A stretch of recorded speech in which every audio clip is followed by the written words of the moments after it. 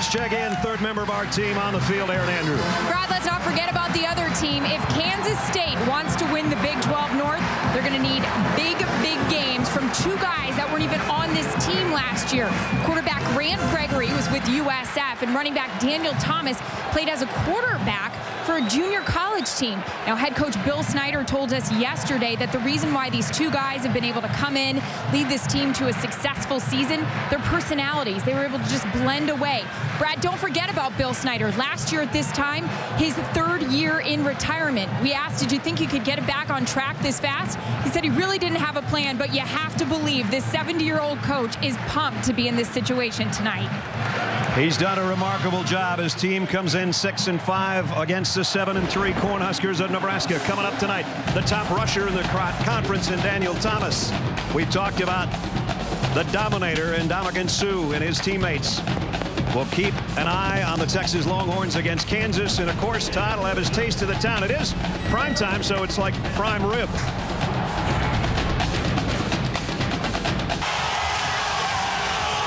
They are fired up in Lincoln, Nebraska, as they always are. Nebraska won the toss and deferred. So that means the Nebraska defense will get ready. And it also means Adi Kanalik will tee it up to kick off. And he's done a great job putting it where return men can't. Only that guy is one of the most dangerous in the country, Brandon Banks. Already with 4 kick return touchdowns this year. Banks will have to chase it down 5 yards deep, and he's bringing it. And maybe he shouldn't have. Nice coverage by Nebraska. Matthew May made the stop, and Kansas State will work inside its own 20. I like Kansas State being aggressive in this game, but you can't hesitate. Banks hesitated on that kick return, and they're in a hole to start. The numbers for Grant Gregory, who Aaron talked about. He's a good runner. The team overall excellent at running the ball, including Daniel Thomas, who will set up in the backfield with him.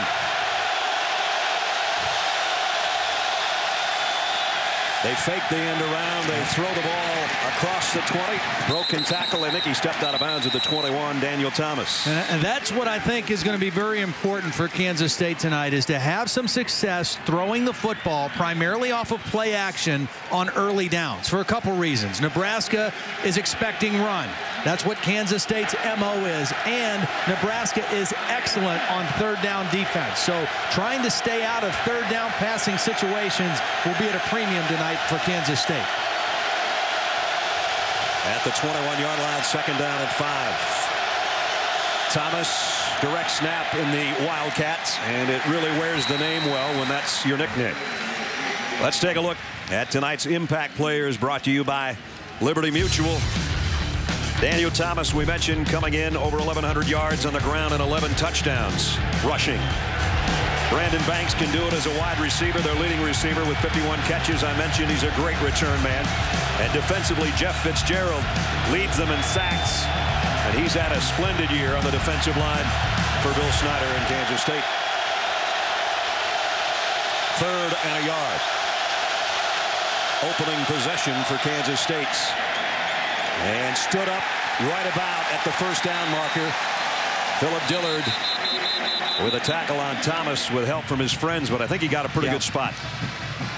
Well, he's a big physical guy, 227 pounds, and he's still learning to be a running back. Right. You know, I mean, he was a quarterback in high school. He was a quarterback in junior college. He's still learning how to run with lower pad level, but he is a phenomenal athlete who is just going to continue to get better and better the more he plays. Can you imagine the nightmare he must have been in junior college as a quarterback, just taking the direct snap as he's already taken once tonight. Gregory, crossing pattern, wide open. Is Banks on the move? And he is thrown down. I think it's going to be a horse collar tackle maybe at the 39-yard line. We'll see if that's the call. At any rate, it's a first down. And a second first down pass for Kansas State. Again, breaking some tendency and loosening up this Nebraska defense. Greg Burns, our referee. Before the defense, horse collar, first down. A lot of open spaces in here for Banks as he comes across the field. A lot of green in the middle. And there's the horse collar tackle at the end of the play.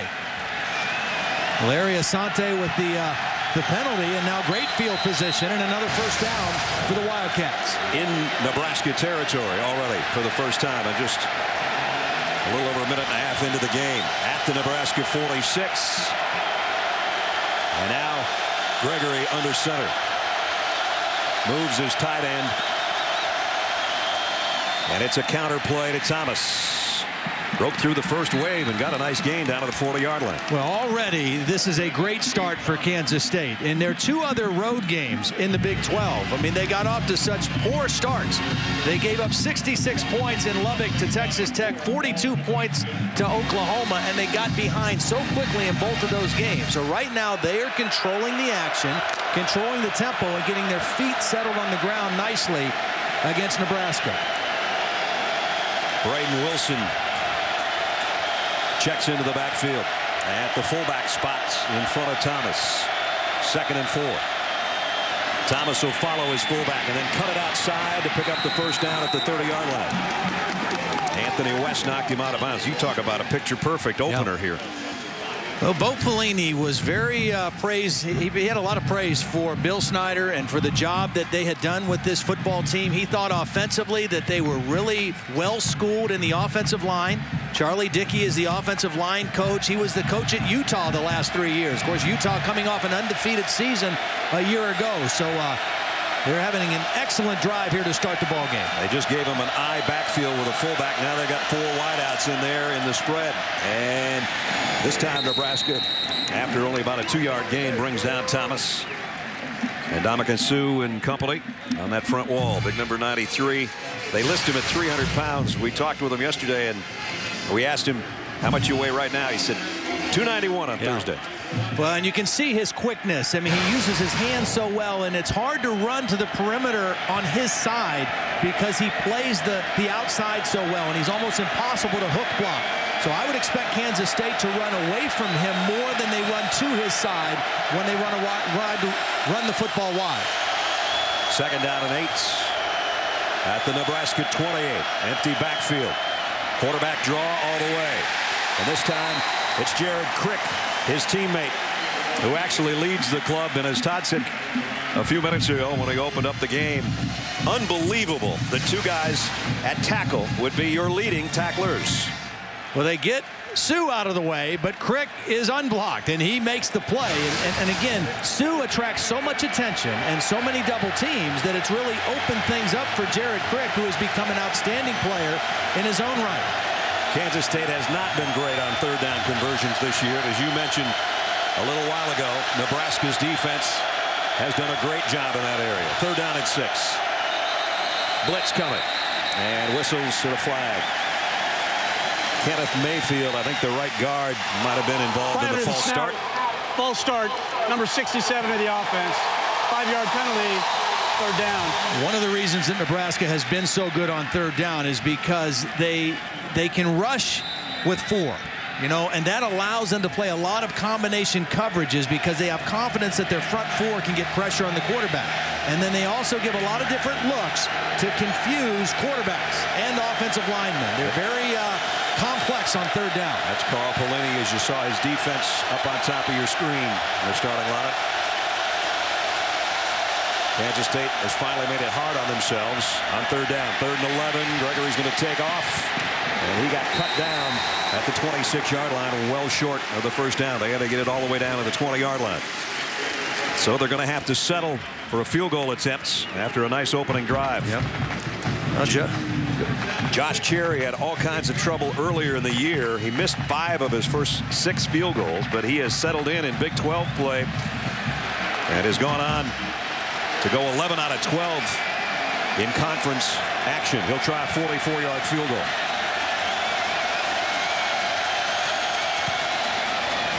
No trouble with that one. Perfect. So Josh Cherry, who's a Nebraska native, gets Kansas State off to a good start. Good looking opening drive. 3-0 Wildcats. Well, they got the quarterback and the defensive tackle covered there with those costumes. Kansas State 3-0. Capped a 10-play drive with a 44-yard field goal by that man, Josh Cherry. 5:34 opening drive, and Todd, that's what they like to do. They average over 34 minutes a game holding on to the ball. Yeah, that's the way that they have won their football games. Run the football, control the clock, limit the other team's possessions and opportunities. Niles Paul and Tim Marlowe will wait on Josh Cherry's kickoff.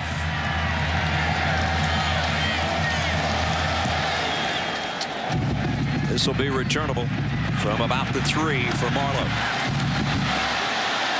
And tripped up as he got to about the 28-yard line. Let's take a look at tonight's impact players, brought to you by Liberty Mutual. Roy Hello Jr., tailback, closing in on a 1,000-yard season for the Cornhuskers. Niles Paul, he's a good return man and their leading receiver, almost 20 yards a catch. And Jared Crick, we talk so much about in Ndamukong Suh. Crick is actually leading the team in tackles, tackles for loss, and sacks. A lot of that's because he's a great player. A lot of it's because Suh plays next to him. This is Zach Lee at quarterback. And straight up the middle to Hello. And he got to the 31-yard line. John Hewlick made the stop. We talked about the Kansas State's commitment to the run. This Nebraska team over the last few weeks has really changed their whole offensive philosophy. They've gone to more 2 tight ends. They've got a bigger lineup in the game and a more power running play action pass. They started the season as more of a spread offense, and they've kind of gone a different direction and given the ball to Hello. They fake it to him, and Lee comes up throwing on the bootleg and's got it complete to Mike McNeil. And that's a first down, Nebraska. McNeil, the big tight end, that's his 22nd catch of the year. It's kind of strange that you kind of have to evolve your offense during the course of a season. Yeah, well, it was a combination of things. Some injuries in the offensive line, some injuries to Hello, and then the quarterback play a little inconsistent, and they realized, you know what? We've got young receivers. This just isn't working for us. We've got to do some different things. And even Tom Osborne had some input with offensive coordinator Sean Watson about the option and some option passes, and they've changed. They've got a first down here. Hello, nice cutback. And a good gain, 4 yards at least out to the 44-yard line. Joshua Moore off the corner made the stop defensively. There's Tom. He knows about Big 12 titles, national championships, 3 in fact. And now the athletic director. He was out there at practice with us on Thursday, sitting up there in the stands, had his hood up and all bundled up. Cap on. He looked as cold as we did. Yeah. I think he's a little more used to it than we are. You're right about that. Second down at 6. Here is some option. Lee, no pitch though. He'll hold on to it.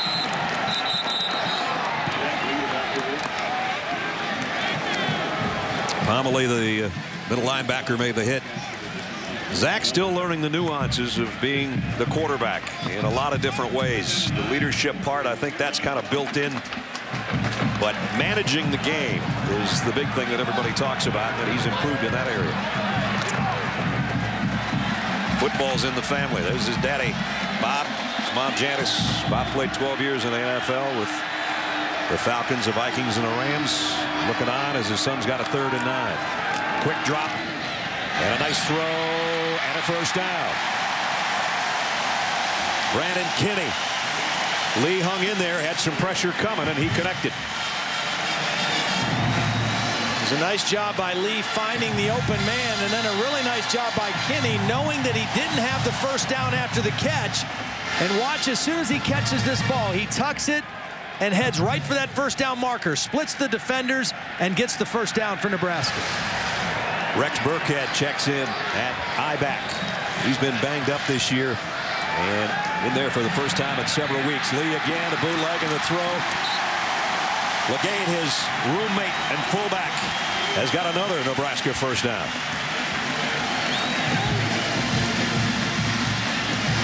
Nice job right now in their early possession. We saw Kansas State with a nice blend of run and pass in their first possession. Now Sean Watson doing a nice job of stretching this Kansas State defense. Running at them and then going play action and some misdirection on the play fakes. Marcel Jones, the right tackle for Nebraska, was shaken up. He's out of there right now. Here's Hello. taking it inside the 35 to the 34. So a quick moving first quarter with both teams grinding it out on the ground. 6 minutes remaining in the first. 3-0 on a Josh Cherry 44-yard field goal for Kansas State so far. I want to go back to that idea of them changing their philosophy offensively. You know, the thing that's admirable to me about that is that a lot of times with coaches, you've got egos, you know, and they believe in a system and they don't want to give up on their system. These guys just said, look, what's the best way for us to win games? We've got a great defense. What can we do on offense to best suit our team? McNeil, the tight end, in motion. Nice play fake. Lee is going to keep this one. Get what he can, and he dives forward to about the 30-yard line. Yeah, I don't get that play because the receivers were blocking downfield. There were no receivers that were going out on the pass route. I don't know if that was a designed quarterback run by Zach Lee or if he missed a handoff. No, that's a play fake all the way. I guess he did have the tight end Mike McNeil, but the other receivers were already down there blocking. Yeah. Niles Paul actually got a pretty good block. I think if McNeil could have got to the corner and gotten a little bit of a chip block, it might have picked up the first down for number 5. As it is, it's 3rd down and 3. They've already picked up a 3rd down on this drive. This time they'll try to get it on the ground. I don't know. Right at the marker. Might be just a little bit short. Maybe close enough to look at, actually. Close enough to look at and close enough for Bo Pelini to consider whether he wants to go for it on 4th down if it's short. Right. They're going to bring the chains out to have a look. Alex Henry with the long this year, the field goal kicker of 46 yards. Marker's like right here.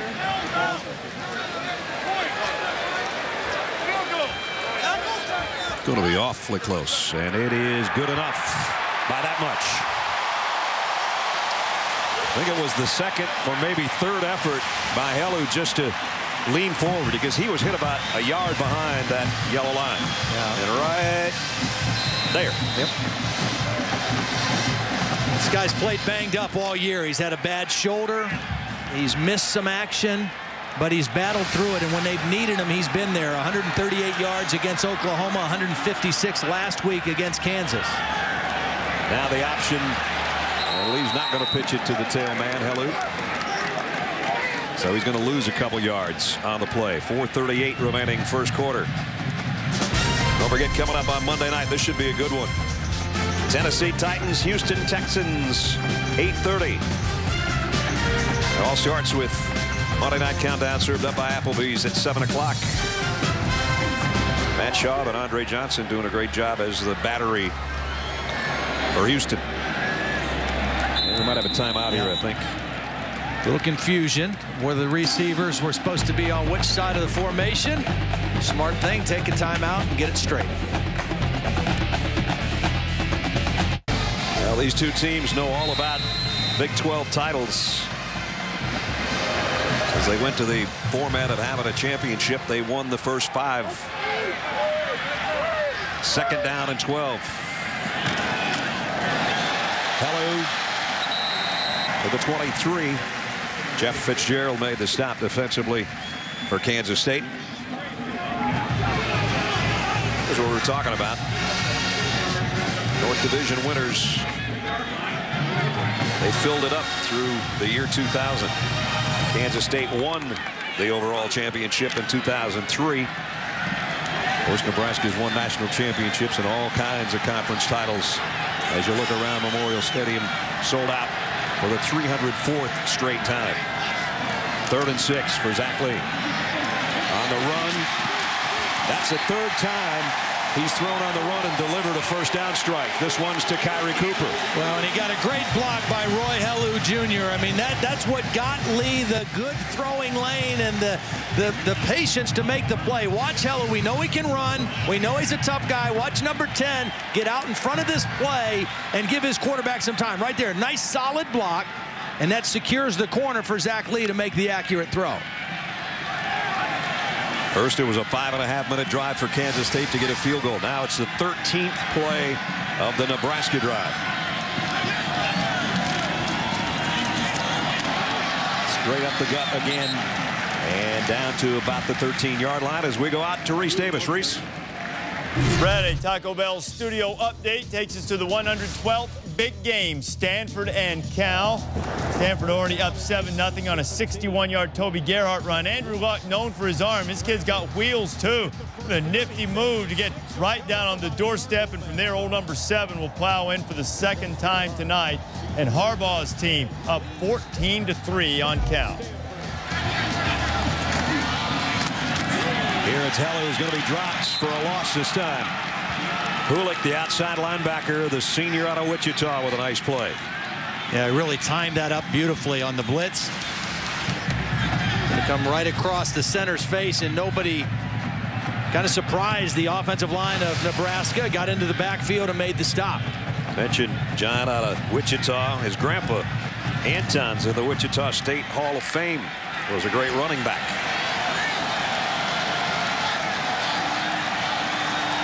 Third down conversions, 3 for 3 so far. It's been Zach Lee doing whatever he needed to do.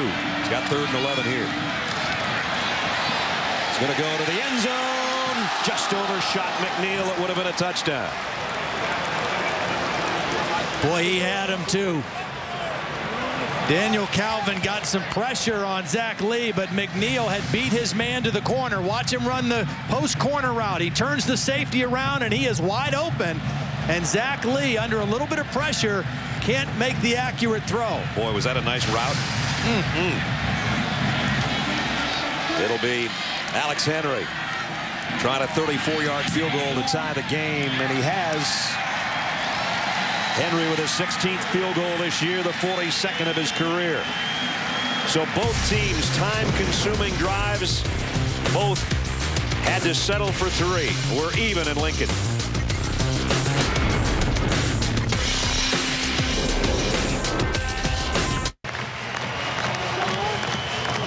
(3-3). Quarter's almost over. 7-minute, 42-second drive by Nebraska in 16 plays. But they had to settle for a field goal because they missed their tight end in the corner of the end zone on what would have been a touchdown to give them the lead. Banks. And he hesitated again, Todd. He's going to bring it out again. Going to be the same result, I'm afraid. Yeah. Right now, it's time to take a look at tonight's Good Hands Flashback, brought to you by Allstate, 1971. Wiley's kick gets high. It holds up there. Rogers takes the ball at the 30. He's hit and got away. Back upfield to the 35, to the 40. He's to the 45. He's to the 50, to the 45, to the 40, to the 35, to the 20, to the 10. He's all the way home.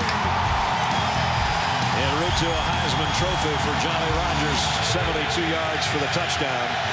In the Ring of Honor here, as you might expect, with all the other greats that have played for the Cornhuskers of Nebraska. Direct snap to Thomas, and Daniel Thomas out to the 21-yard line. Dillard, the outside linebacker, is there on the stop. That's Daniel Thomas in the Wildcat formation, and really Bill Snyder is one of the first guys that ever did any of that kind of stuff. Yep. I mean, he was kind of, what's that? He was country before country was cool. He was the Wildcat before the Wildcat was the fad of modern college football. And now a lot of teams call it the Wildcat, but it really fits for Kansas State being the Wildcats. 2nd down at 4. Thomas again. Got an opening. Still on his feet across the 35 to the 36-yard line. His best run of the night. Amukamara, the corner on that side, finally brought him down, but he got 16 yards. Got a great block by the right guard. Kenneth Mayfield did a super job of pulling, getting around there, knocking his man out of the picture, and Thomas got to the edge. He's had 500-yard games this year. Todd mentioned some of the big ones that he had, including 185 against Kansas.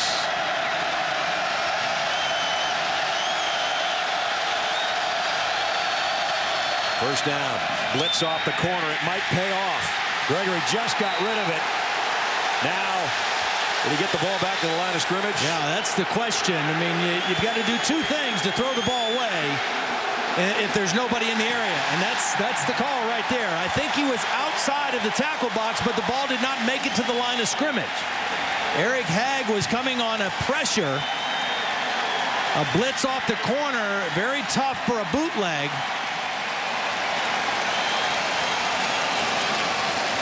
You could see Haig sneaking up in there, and then he ran right toward the quarterback. Watch him come, number 28. Then he changed direction. Yeah. Gregory did a smart thing, trying to get his eyes around quickly. He knew there was pressure, but he couldn't get out to the corner to get enough on this football. It was at least a yard shy of the line of scrimmage. Loss it down. Second down and 24.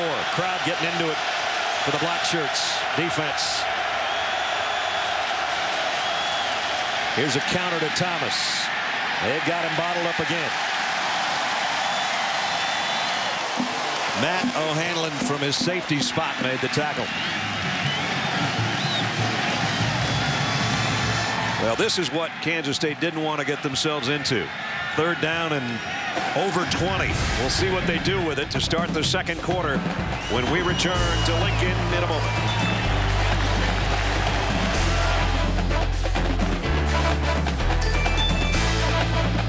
A brisk first quarter.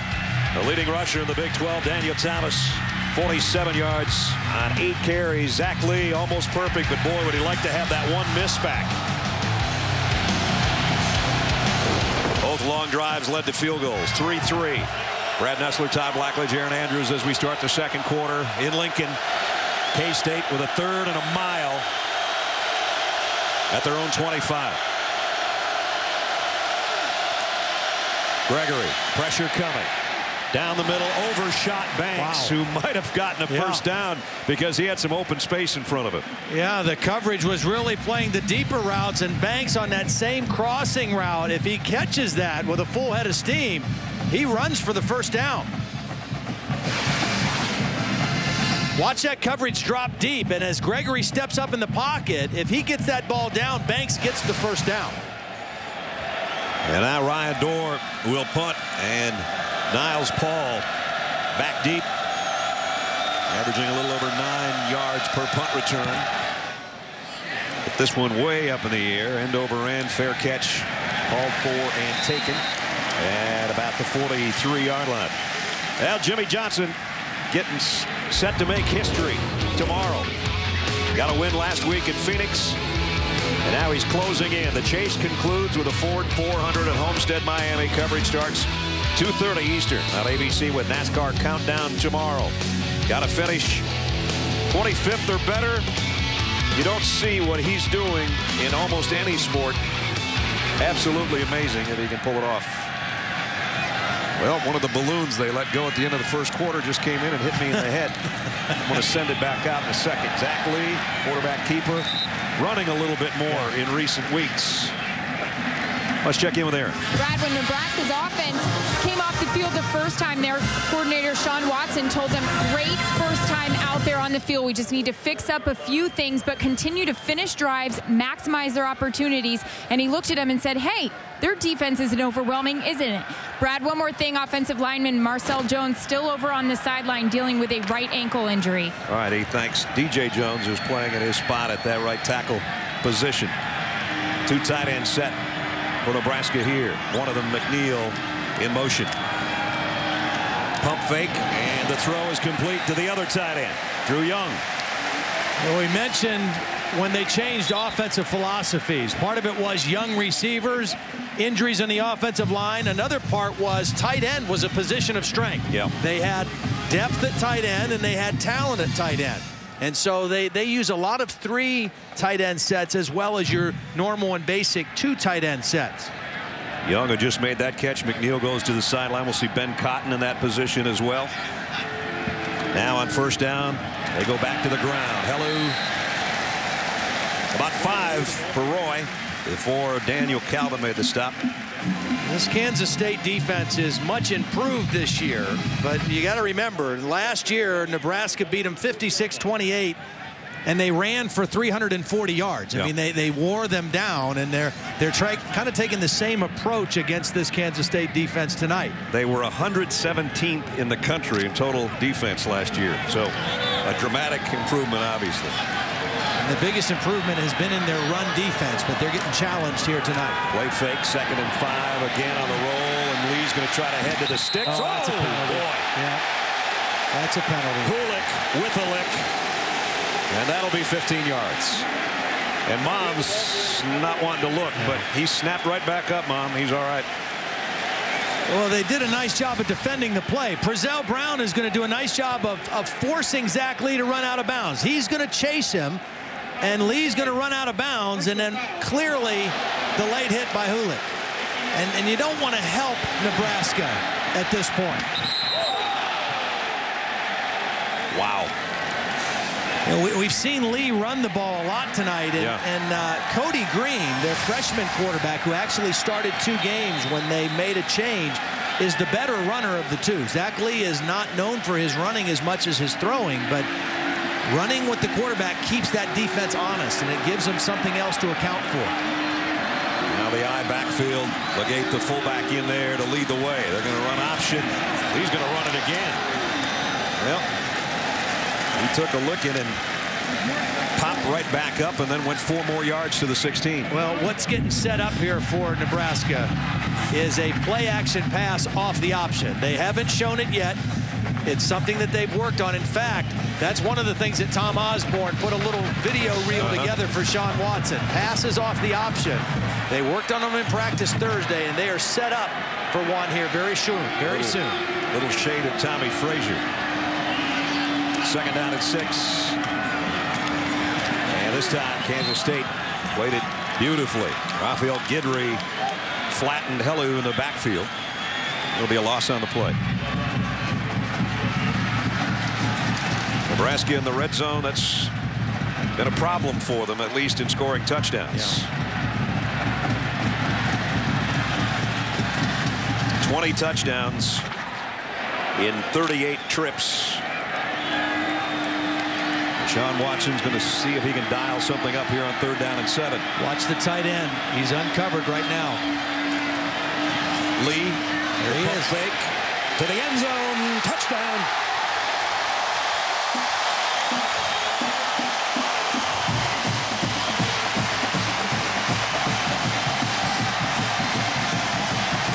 He didn't miss him that time. Nope. Beautiful route again by McNeil. Sells the out fake, goes up, and he fooled both the linebacker and the safety.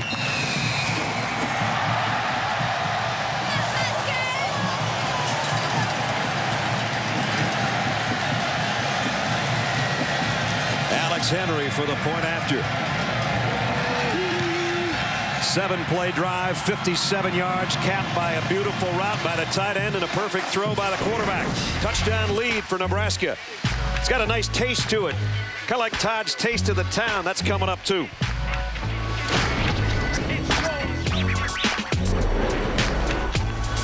When I think of the Midwestern food, I think of meat and potatoes. And in Lincoln, Nebraska, nobody does that better than Misty's. The place was originally opened in 1963 as a bottle club by Bob and Grace Milton. A few years later, it became a restaurant and soon developed a reputation for serving some of the Midwest's finest prime rib.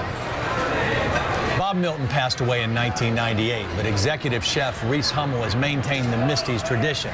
Now, the prime rib is rolled in spices 3 days before it's cooked. Then the day it's served, it's placed in a 500-degree rotisserie for 45 minutes, then slow roasted for 3 hours right before they cut it. Top it with some mushrooms, serve with signature mashed potatoes, and you've got a meal fit for a king. Yes, sir.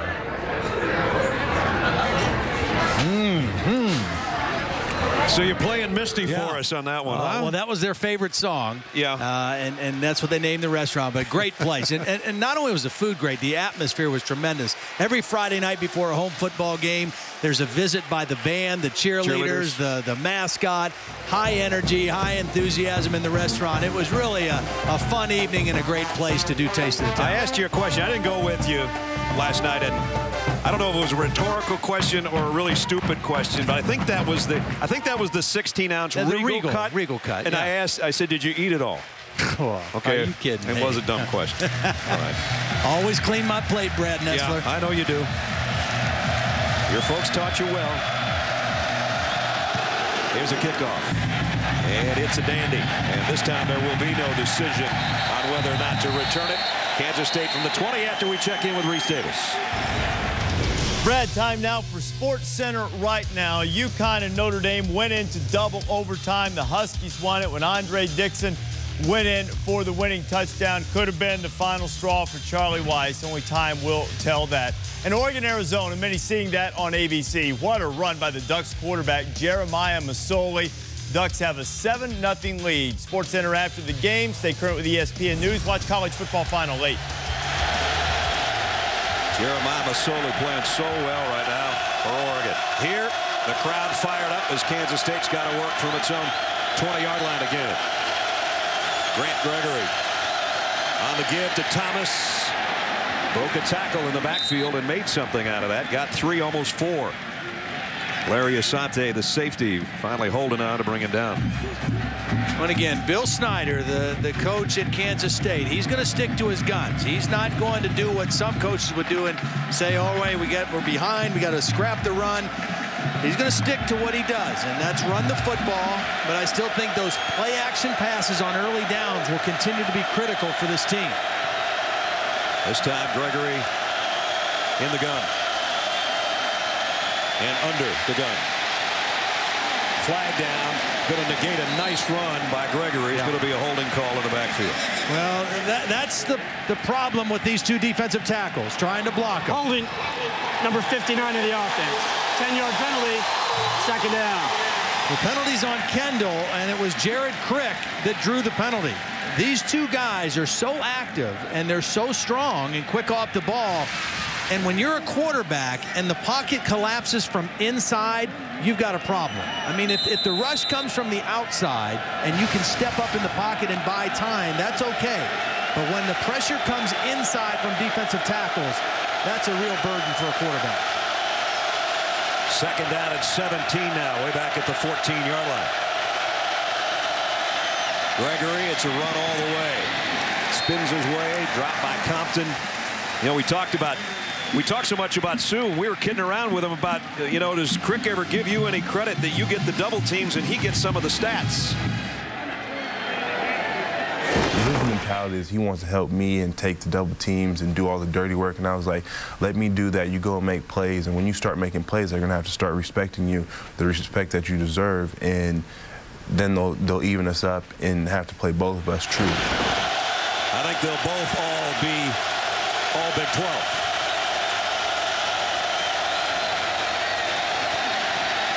Gregory on 3rd and 12. And nobody home over there. Anthony West was the closest player. Again, when you've got 4 defensive linemen that can put pressure on the quarterback and you don't have to sell out and blitz and you can play coverage, it really gives you a lot of options on defense. And it starts with those 2 tackles. They're as good of a pair as I've seen all season anywhere in college football. Door to punt. Niles Paul again is back deep for the Cornhuskers. Kansas State needs a booming punt right here. Yeah, they really do. Oh, they're lucky they got a punt away at all. They did get a nice kick. Flags down. They got more than that. They got a penalty on hitting the punter, and he's still down.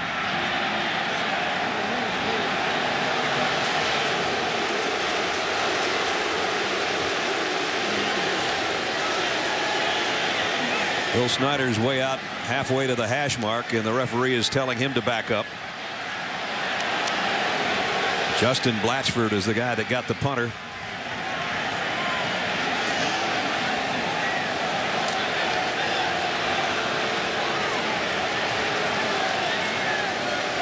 Running into the kicker. That penalty is declined. First down, Nebraska. That was the key area, be it running into the kicker or roughing the kicker. The roughing the kicker would have given them first down, and that's why they declined the penalty, because they got a great boot way back to the 33-yard line as you see another look at the end of the play.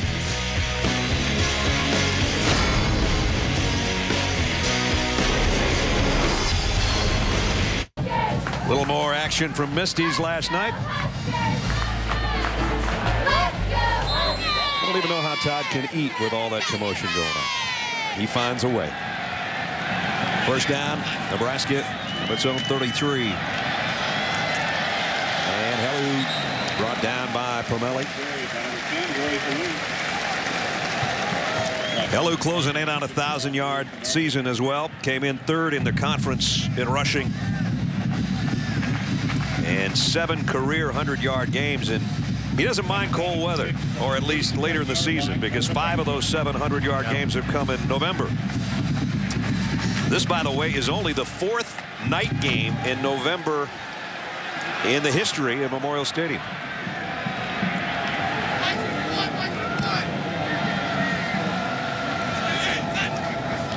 Here's a toss to Hellu. He's got the blockers out in front. Can't get to the corner, though.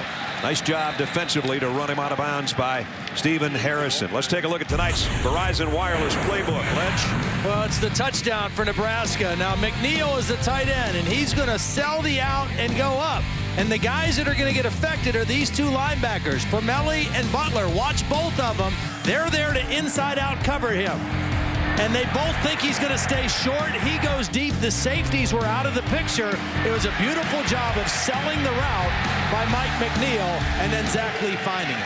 Tell you what, we've seen some good tight ends this year, but as a route runner, what he's done in this ball game, just missing on a touchdown in the end zone and then catching that one's been pretty special. Zach Lee throws, completes. That one's to Niles Paul. Right now, you just kind of get the feeling with Kansas State, they're just kind of hanging on. You know, their offense has not been able to muster much. Their defense has been on the field a lot here in the second quarter. And they're just trying to hang on here in the final 8.5 minutes of the first half. Remember, they had the opening drive that was over 5.5 minutes. Ended with a field goal. Nebraska countered with a field goal by Henry, and then the touchdown pass that you just saw on the Verizon Wireless playbook. And this one's going backwards. Rex Burkhead's going to lose yardage as we check in with Reese again. Brad, this is our Dr. Pepper Big 12 update. Texas trying to lock up the Big 12 South officially against Kansas. Colt McCoy in the first quarter. James Kirkendall behind everybody, and the Longhorns have a 7-0 lead. That's what's going on in the South. Texas victory over Kansas puts them in Arlington December 5th. Whoever wins this one is going to meet them for the Big 12 crown. Second down at 14 after that loss by Burkhead, who stays in there with Lee. Zach's going to go deep middle into some coverage as we check in with Aaron. Brad sitting behind Kansas State's bench right now, just watching Ryan Dorr, the punter, and he is struggling. The right shin area is actually what the trainers are looking at. He was trying to warm up, see if he could even move around and work with the ball, and he just turned around and looked at the trainers and shook his head no. So they're looking at him again, but Ryan is in a lot of pain over here on Kansas State sideline. DJ Fulhag would be the punter if he can't go. It was really the landing for Dorr more than the hit by the Nebraska player. Kind of twisted as he landed. At least that's the way it looked on the replay. 3rd and long. Lee with time. Throws it underneath. Burkhead going to take it out of bounds, but he's way short of the first down. That's a nice defensive play by Kansas State. They rushed 3. They dropped 8 in coverage. They let them catch the ball in front. It was 3rd and long, and then make a sure tackle on the sideline in the field of play. Speaking of punters, Alex Henry is the punter and the kicker for Nebraska. Dual duty. Look out for this guy if he gets his hands on it and gets a little bit of a crease. Banks, he'll have to let this one go. Oh my goodness. It goes out of bounds at about the 1-foot line. That's perfect. Wow. He came in leading the Big 12 in punts inside the 20 with 20. But this is inside the 20-inch line right here. He had a guy down there to down it, didn't even need him. I mean, had the perfect direction and the perfect English. Anthony Blue was there, and Anthony didn't even have to touch the football. Tiger Woods couldn't do any better than that, I don't think. And now Kansas State's in a heap of trouble. Last time they started at their own 20 and they went the wrong direction. This time they set up in their own end zone. And the crowd's not going to be kind down there. Play action. Gregory from his own end zone. Throws deep. Incomplete. Wow. Boy, he almost got that out to Banks. Yep, had a shot at it. That call took some guts. And it was very close to being complete. Anthony West was covering. Banks not the biggest guy in the world, but he can really motor. About 5'7" and maybe weighs a buck and a half. Second down from inside the 1 for the Wildcats. Trailing by a touchdown with 7:18 to go. First half. 2 tight end set. You would assume now Thomas will try to run it out of there, but no, they're going to throw again. Can't get a holding call back there, and he just gets rid of this thing over to the Nebraska sideline. And Sue is coming, and you can hear the chants. And Dominican says, I love that chant, and he said, I'll miss it because I won't hear it again. This is his final game in this stadium. Well, you see they're trying to get a chip block on him with the back, Thomas, but he just doesn't stop moving and fighting and working and still gets a hit on the quarterback. And not only is he a great player, but we had the pleasure of talking with him yesterday, and he's as good as it gets when it comes to representing a school and being a student athlete. That was his mom, Bernadette, in the stands, watching her baby boy. Gregory again. He's going to keep slinging it, but it just keeps going on the Nebraska sideline. And now the punter, and who will it be punting, has no room to work with. It's going to be DJ Fulhag, as Aaron reported. Dorr is not going to be able to go. So here's a guy that you don't see a lot of backup punters. He has come in some pooch punt situations this year. So it's not like it's going to be the first time he's taken a snap, but he doesn't have much room back there. Well, and that's right. I mean, it's a shorter snap, so he's got to be thinking catch and kick. Get it out of there, and don't step back onto that end line either. The snap's got to be perfect, too. Don't make him jump for it. Fulhag. Snap's perfect. Kick is high and really short. And Paul fair catches at the 35-yard line. See, I think Fulhag, I think he's the guy they use for pooch punts. That's his specialty, right? Yep. So field possession battle and the kicking battle definitely to the advantage of Nebraska right now. They start at the 35-yard line. Time for tonight's trivia question. A 304th consecutive sellout at Memorial Stadium. I mentioned that earlier. Who was the president of the United States when that streak started? We'll tell you in a few minutes. Well, this might be a time where Nebraska tries to go deep right away to Niles Paul. There's the play fake. Lee's going to throw it short. It is Niles Paul, but on a crossing route. And he got inside the 30 to about 29-yard line. Mentioned Paul averages 19.6 a catch. Obviously not on that play. We had a huge game last week against Kansas. 4 catches for a career high, 154 yards of reception. All his receptions last week were at least 35 yards. Yeah. You don't get that very often. Had a couple kick returns for some good yardage as well. Extra tight ends are in on 2nd down and 3. Hello should have the first down or very close to it. Might be just a little bit shy. And we mentioned the injuries with this Nebraska offensive line throughout the season, and particularly early. They're starting to get a little more healthy. That's the good news for Nebraska as they head down the stretch here. They're starting to get a little bit healthier with Mike Smith, their left tackle, Keith Williams, their left guard, Jacob Hickman, their center. All those guys have been banged up.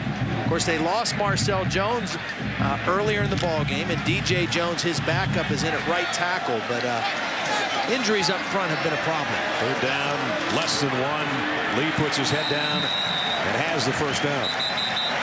So Zach Lee, who had a career-high 53 yards rushing in the win last week over Kansas, has run it several times again tonight. That one, just a short yardage to move the sticks. I think what happened with Zach Lee when he got benched earlier, he took the right attitude and the right approach to that. He stayed humble. He supported Cody Green when he was in at quarterback, and when he came back in the game against Oklahoma, the team really responded to his leadership. He was a calming influence. He had learned and grown, and right now he's playing at a lot better level than he was a few weeks ago. His backup's got a big smile to meet him over there with a timeout, Kansas State. First down at the 25. 5-minute time of possession advantage in Nebraska's favor. And that's usually Kansas State. What they rely on is keeping a hold of the ball. Nebraska giving them a taste of their own medicine right now. And Hellu maybe got a yard out of that to the 24. Eric Childs knocked him down on the sideline. So second down and 9. We're in the final 5:20 of the first half. Nebraska by a touchdown on Zach Lee's 12th scoring toss of the year. And the 4th caught by his tight end Mike McNeil. Seen a lot of Burkhead here early in this ball game, and that's good news for Nebraska. He's been out since October 12th with that broken bone in his foot. They weren't sure how much he'd be able to go tonight. Just started practicing midweek. Lee loads down the middle. Nice play defensively. Whoop, maybe it wasn't a nice play. Yeah. Joshua Moore. I thought he got the left arm around. It was a nice play with the left arm, but I don't think it was a nice play with the right arm, because the right arm was draped and the left arm made a play. Watch. Here it goes in. Right arm hold, left arm knocked the ball away. Yeah, good call. Pass interference, number 4 of the defense.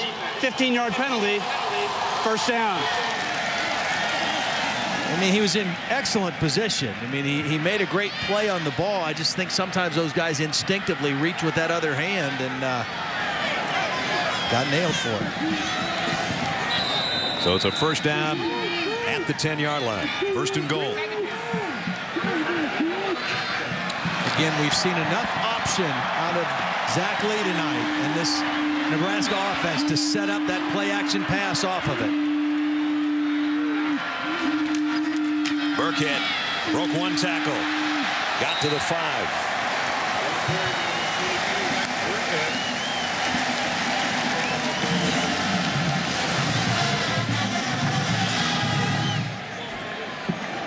Burkhead is again looks good. I mean, he looks good coming in. He's a youngster out of Plano, Texas, and a nice combination with Roy Hello. 200-pounder, 5'11". He'll stay in there as the eye back. 3 tight end set. Second and goal, Nebraska. Just outside the Kansas State 5, and whistles. And a timeout was taken by Kansas State, or was it? Timeout. Kansas State. Their second of the half. 30-second timeout. So it was a timeout. Well, a little bit earlier, we asked you tonight's trivia question, which was the 304th consecutive sellout at Memorial Stadium. Who was the president of the U.S. when the streak started? Well, if you knew the year, it's an automatic. It went all the way back to President Kennedy in 1962. And that's when Bob Devaney and this Nebraska team started not just winning a few games, but winning a ton of games and winning championships, national championships. He, of course, won 1. Tom Osborne came in, won 3, retired. Now he's back. Yeah. And his football team's getting back, too. They are. You know, I think Bo Pelini is doing a nice job. I mean, obviously, the defense has been the backbone of the team. The offense is looking more like the old-time Nebraska teams, running it and play action. And you know, they're getting good at the right time. I mean, this is a team that's getting better as the season goes on. They're getting healthier, and they're getting some of their guys back. And I think Bo's going to do a nice job here. This is one of the great places for college football, and it's good to see them making their way back. Second and goal at the 5. There's the play action. Lee rolling. He's got great play by Fitzgerald. We talked about Fitzgerald being an impact player. Well, there's a huge sack. Great explosion to the quarterback. You know, he got dinged up a little bit the last series, was limping a little bit, but watch him come off the edge and explode. Here he is right here. He's just going to get up the field and chase the quarterback down. Gets off the block, and watch the explosion right at the end. Zach Lee thought he was going to get around him and get to the corner, and Fitzgerald just exploded and got the big sack. That's his 7th sack. He leads the club in that capacity. And it came at a great time. It's still 3rd down. Nebraska's got a shot, but now it's 3rd and goal way back at the 19-yard line. Lee, plenty of time. Goes to the end zone. It's intercepted. Picked off, and coming out is Tyson Hartman. Hartman got some room at the 20. All the way out to the 44-yard line. Hartman with a huge play in the end zone, his 5th interception interception of the year. And remember when we talked about Kansas State, it just kind of seemed like they were hanging on. Credit their coaches. They called a couple timeouts to rest their defense, to make sure they were on the same page, to get everything straight.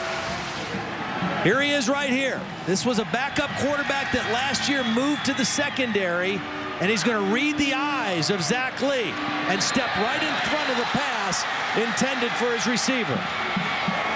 Can't play it any better than that. And then the big return as well. So they're all the way out of the 42-yard line.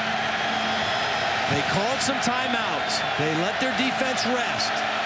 They knew they had to hang on and make a play, and they got a huge play from their defense. Another timeout with 3:10 remaining. Nebraska's 7-point lead and a little bit of danger now after the turnover.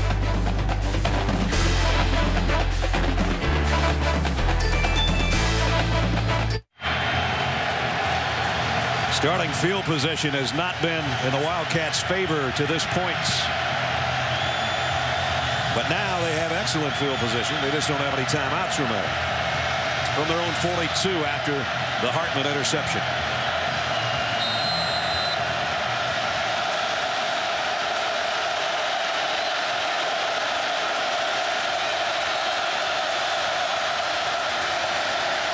Gregory, nice throw on the run is Snipes, and he's all the way down to the 35-yard line. Well, they've had something with this play. Now, that's the second time they've hit it. They missed Banks on a 3rd down and long, a little crossing route. He's going to come underneath the shallow cross. Nebraska more concerned with the deeper route on this play. And Gregory does a nice job of finding Snipes underneath. Led him perfectly. Got to the 34-yard line. Pick up of 24. And now Gregory has it knocked down at the line of scrimmage. Defensively, Pierre Allen. They weren't even sure Pierre was going to be able to play tonight. And he comes up with the deflection. Well, if nothing else for Kansas State, I mean, they stopped the scoring drive, and with the return from Hartman, they flipped field position. We showed you that graphic of the starting position. At least they flipped the field on Nebraska. 2nd and 10. Gregory, look out from the backside. He got away from one. Flags are down, and it'll be a holding call more than likely. Shoved out of bounds at the end of the play by Eric Hagg. Greg Burks is our referee. Holding, number 64 of the offense. 10-yard penalty, 2nd down. Nick Stringer, the left tackle, one of the captains, senior out of Topeka.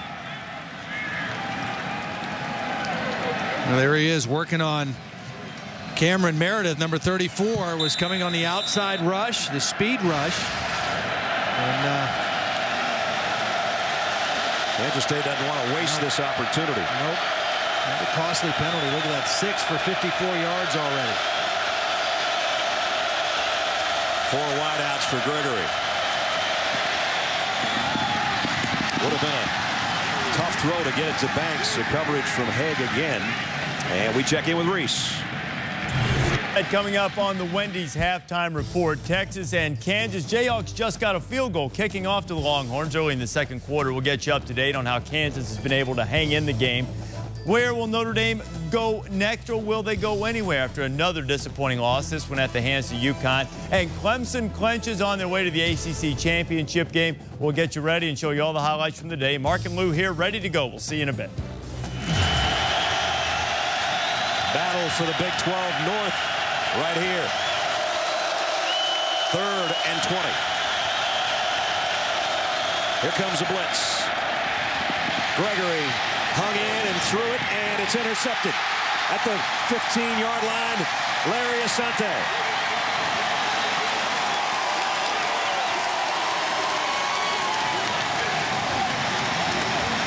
Nebraska brought pressure. Philip Dillard, the linebacker, was the guy who was putting the heat on the quarterback. This interception is not terrible for Kansas State.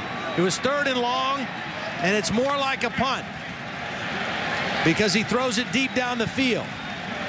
and there's no return. After the catch, it's a hit. I mean, it's Nebraska ball on the 15-yard line. Again, they flipped the field position. That's the good news for Kansas State after the last possession. Bad news is Grant Gregory would have preferred a punt instead of taking the whack that he took after he threw that ball.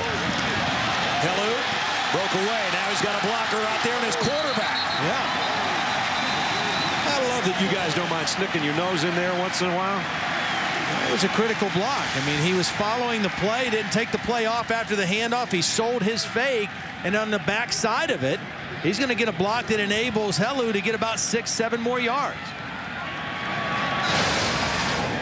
At the 34-yard line now, first down. Nebraska, remember, 2 timeouts remaining. They got plenty of time to try to work it down the field again. That puts Roy over the 1,000-yard mark, 29th in school history. They've had a lot of great ones playing that I-back spot. And here he comes again out to the 40-yard line.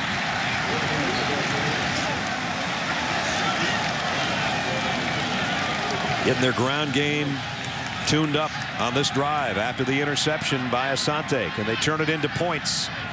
There was one of the best. Another Heisman winner, Mike Rozier. Second down, long 3. Lee's got all day to throw. Oops. Hellu dropped that one. He's got 19 catches on the year out of the backfield. That should have been an easy one. And it would have been an easy first down as well. Now it's 3rd and 4. Good idea by Zach Lee going to his check down. You talked about managing the game and making decisions. One of the things that he had to learn coming from junior college is you just can't take shots down the field all the time. Sometimes you got to check it down with a throw. Sometimes you check it down by scrambling with your legs. That was a good decision that didn't pay off for him right there. Extra pressure coming. Lee throws on the run, knocked down. That time, defensive play by Harrison. And Nebraska's going to have to punt it. Yep. Well, Kansas State has hung in there. Again, the 2 road games that they've played in the Big 12, they got blown out. And I mean, now they cut the gap against Oklahoma, but they got behind so quickly against both Texas Tech and Oklahoma. They're not out of this one by any stretch. Henry to punt. Brandon Banks back deep.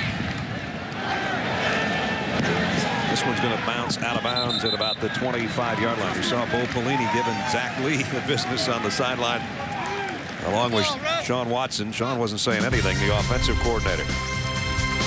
Monday Night Countdown served up by Applebee's at 7 o'clock, and then it's the Texans hosting the Tennessee Titans, who have revived their season with Vince Young a little bit against Matt Schaub and Andre Johnson in the group. 8:30 Monday night on ESPN. Brad Nessler, Todd Blackley, Jaron Andrews, and our ESPN crew here on primetime Saturday Night Football in the Big 12. Winner goes on to Arlington December 5th for the Big 12 championship.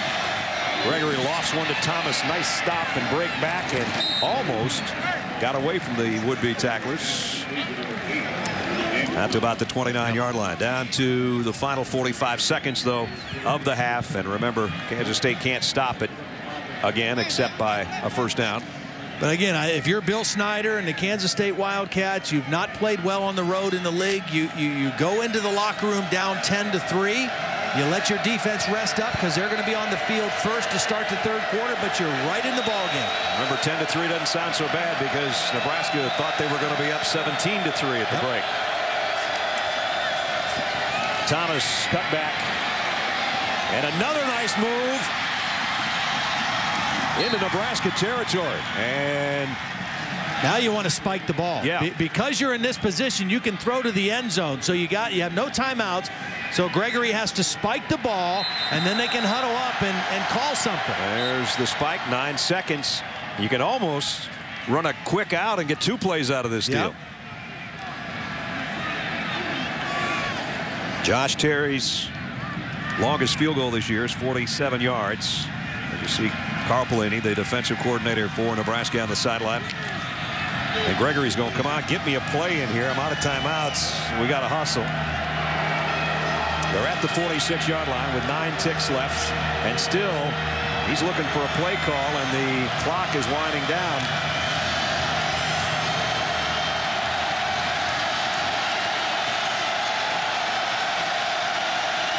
the snap. Gregory in trouble. He's going to take off, head to the sideline, and get out of bounds just in time. Well, this gives them either a long field goal attempt, or they can take a crack to the end zone, and they're going to bring out the field goal unit. Well, you mentioned Cherry is a Nebraska kid from McCook, Nebraska. Grew up a rabid Husker fan, had his room all decorated in red, wanted to play for the Huskers. Chance to put 3 points on his home state team right here. He's at 12 of his last 13. This will be a 51-yard field goal attempt, which would be huge. Snaps a little high. The kick on the way. He comes up just a little bit short. Had it right on line, just not quite enough. Well, nonetheless, Kansas State's prevented any further damage done by Nebraska offensively, and they head to the locker room trailing only by a touchdown. Here's another look. Josh giving it a ride. As Todd said, his hometown's about 4 hours up the road, and oh man, another 4 feet, and he would have had that field goal. Let's check in with Aaron. Well, Coach, you and Carl looked very upset with your defense. You had said yesterday you knew it wasn't going to be easy, but what was wrong with your defense right there that you were so upset about?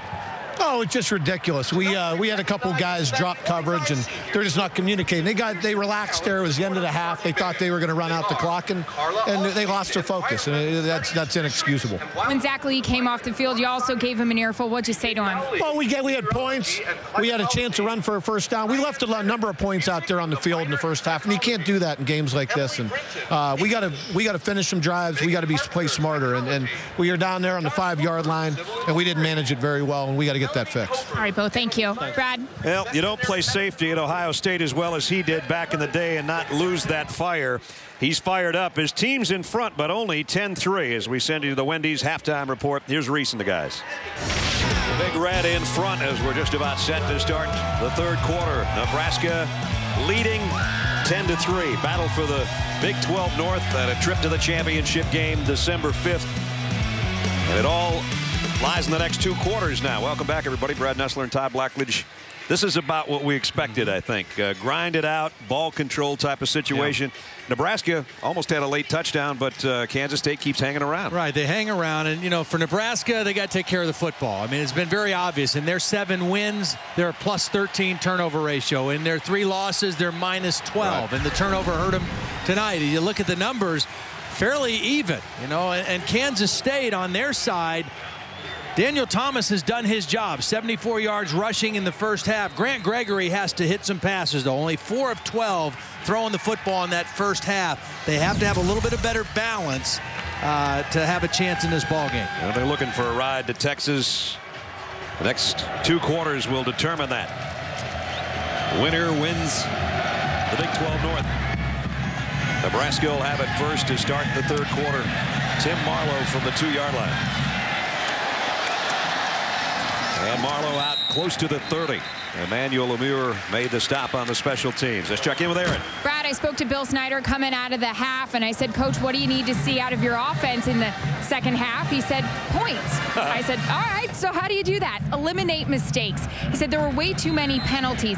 He felt they ran the ball with some success. Grant Gregory, just like Todd mentioned, needs to throw a little bit better, he said, but he said he's going to keep staying patient, but eliminate the mistakes. Brad, one final note. Punter Ryan Dorr, he is out for the game. All right, well, we thought that might be the case, so that could change things a little bit as far as field position for Kansas State. First snap of the third quarter is Roy Helu Jr. and picks up about 5. He went over the 1,000-yard mark in the first half. Both these backs, the main backs for each team, over 1,000 on the year. Coming in, Thomas was #1 in the conference in rushing, and Roy was #3. He got 6 on that carry. Second down and 4.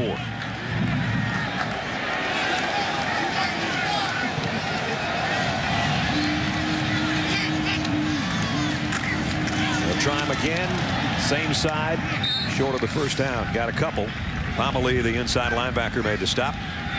And we got a Kansas State man down. Tyson Hartman, who had the key interception late in the second quarter that prevented any further damage done by the Nebraska offense, is the guy that's down. Looked like he was holding his right knee.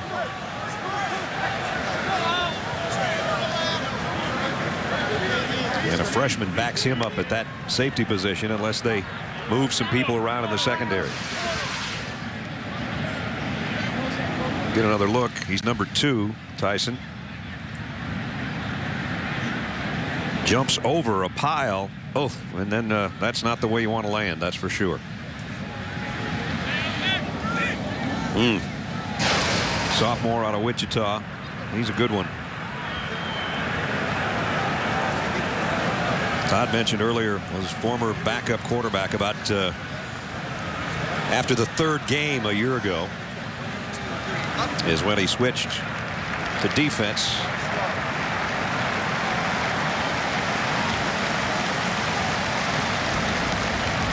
I think he just twisted that knee a little bit. So that's going to be a long walk to Kansas State sideline. It's going to seem like 200 yards by the time he gets there. And there is Terrell Miller, the freshman out of New Orleans, that will take his spot. Meanwhile, it's 3rd down and short for Nebraska. A long one, almost 2. Ryan Hill is going to check in as an extra blocker, playing the fullback spot.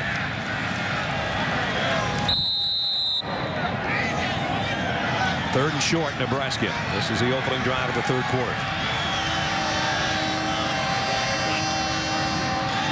Play action. Zach Lee going deep. Got a man out there, and Paul, and he's got it.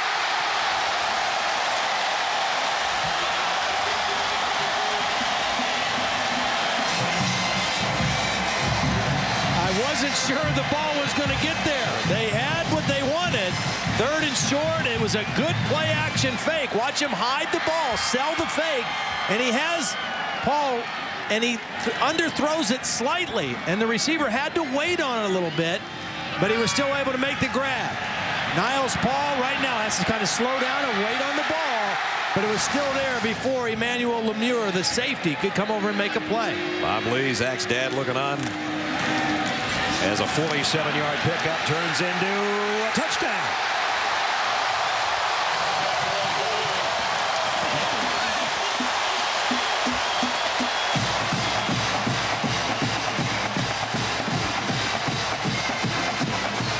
Just like that, Nebraska with 2 big plays, a 47-yard pass play to Niles Paul, and then Roy Helu takes it the remaining 14 yards for the touchdown. Nice blocking by the right side of that Nebraska offensive line. Ricky Henry, the right guard. DJ Jones, who's played most of the game at right tackle for the injured Marcel Jones. Both those guys got out and did a nice job. Alex Henry's point after is good. In the opening minute and a half of the 3rd quarter. First, it was a lightning strike from Lee to Paul for 47. Then Helu decided that he would get his 10th touchdown of the year to give Nebraska command of the game.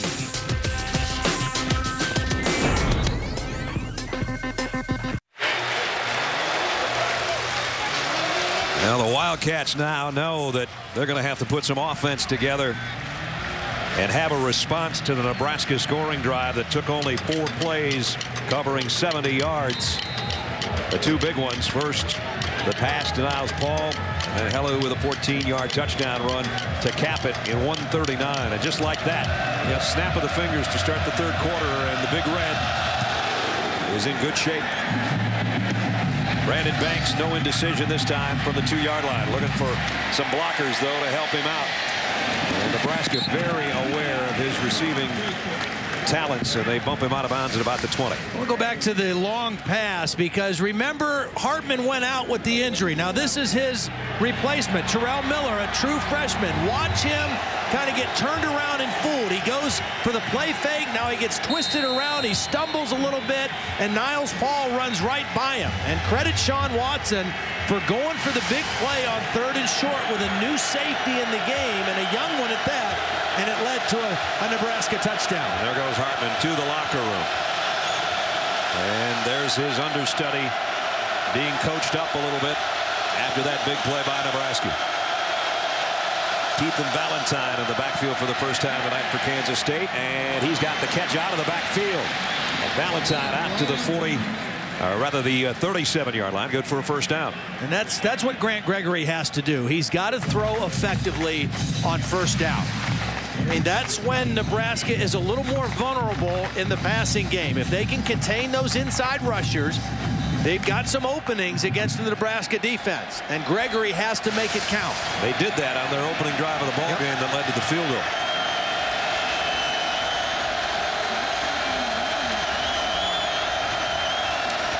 Now Valentine on a counter, tracked down by Asante from behind. Boy, you talk about closing down the line of scrimmage with some speed. He just did. Well, he was a free rusher off the outside. They brought the safety up on the line of scrimmage, and he did a nice job of tracking this play. It's not like a defensive end. This is a defensive back, and watch him chase his play from the backside and run him down. Daniel Thomas back in the Kansas State backfield now. 2nd down and 9. Gregory, pressure coming. Got away from 2 or 3 Cornhuskers. And now cuts back in the middle and got a first down. Well, there's the play of the game by the Kansas State quarterback. You know, I think his leadership is what really kind of endeared him to this team. When the season started, he was not the starting quarterback. Carson Kaufman, the junior out of Peculiar, Missouri, was the starting quarterback. And for Grant Gregory, got there late. He got a 6 year of eligibility, transferred from South Florida, but he just kind of was patient and humble and earned his team's respect. He earned the first down on that last one. Now they go back to Thomas, and Jared Crick puts the brakes on Thomas. And Todd, Grant Gregory also earned Bill Snyder's respect, which has meant so much to him. He first signed with Indiana, didn't get an opportunity to play there. At USF, didn't get an opportunity to be the quarterback there. So, of course, he came here to Kansas State, and when Bill Snyder put the ball in his hands and said, go lead this team, many articles had said this guy got very choked up with the opportunity. He had been waiting for this. Doing a nice job on this drive, that's for sure. 2nd down and 9. Both throwing and running. He's going to throw again, and this one's complete again. Wheeling is Banks. And a lot more than the first down. Down to the 30-yard line for Brandon Banks. 1st and 2nd down passing. This is a nice adjustment right now by Del Miller, the co-offensive coordinator and the passing coordinator for Kansas State. They're throwing on early downs. They were 1 of 6 on 3rd down the first half. And I think they recognize if we're going to make hay with the passing game, it's got to be on 1st and 2nd down. They moved it to the Nebraska 31-yard line, trailing by a couple of touchdowns. Thomas spins, flags down. Well, he's down to the 24-yard line. This is going to be a hold, and it was a late flag. You know, the play had already bounced outside, right, and the flag was thrown into a pile of bodies. I'm not sure what the penalty is.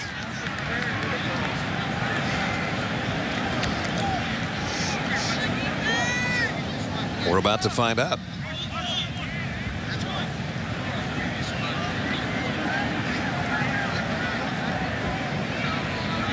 Maybe. Well, while we're waiting, I'm going to say this. I like Daniel Thomas. I mean, this guy's an impressive back. Holding, number 94 of the defense. 10-yard penalty enforced from the end of the run. First down. It's on the defense. That's why it took us so long, and as Todd said, it was in an odd spot and kind of away from the play. Jared Crick with a defensive holding call. I mean, I've seen defensive holding calls on pass plays and on alignment if it's a screen. I mean, here's Crick right here, 94. Well, he basically took down Zach Kendall. Wow, I've just not seen that defensive holding like that on a running play. Very interesting. So first down. Wildcats, 5 minutes into the 3rd quarter. They're threatening on the option. Thomas didn't have much real estate over there, but he got what he could before he's knocked out of bounds by Diller, the outside linebacker. Again, Daniel Thomas was an all-state quarterback and linebacker in high school. He's from Hilliard, Florida. And then he went to Northwest Mississippi Community College and was a quarterback there, more of a running quarterback than a throwing quarterback. But he is a big physical guy that is learning how to play running back, and very, very impressive. Second down and 9. Gregory all alone in that backfield. And he's going to keep it. Only got to the line of scrimmage, though. Mr. Sue waiting for him. It didn't take long for the fans who know their football here to start the Sue chants. Well, they try to trap him or wham him with a fullback, and the fullback just bounces off of Sue. I mean, this is designed. He knew it was coming, so he lowered his shoulder. He got leverage on that wham block and still made the tackle. And that's good work on the inside. 3rd and 9. Here they come, creeping up to the line. They'll bring the pressure on Gregory. He's got his man. Touchdown. No, the ball was out. Fumble. Still loose. Nebraska's got it. Valentine was within 2 feet of the goal line, and the ball came out. Asante with a hit, and Mukamara's got the ball. Boy, what a break for Nebraska. We saw Kansas State get a turnover defending their own area. This is a first down for sure and probably a touchdown. And Asante with the helmet right on the football. And K-State turned away. Nice call on 3rd down. They had what they wanted. Wow. Couldn't have a better use of your helmet than what Asante just did. Put it right on the ball. And you can see Valentine was going to land in the end zone. So that ball popped out sideways and then squirted around out to about the 5-yard line, where the Cornhuskers will have the ball and a 2-touchdown lead when we come back. Now they got the ball back courtesy of Asante's forced fumble and the recovery at the 5-yard line.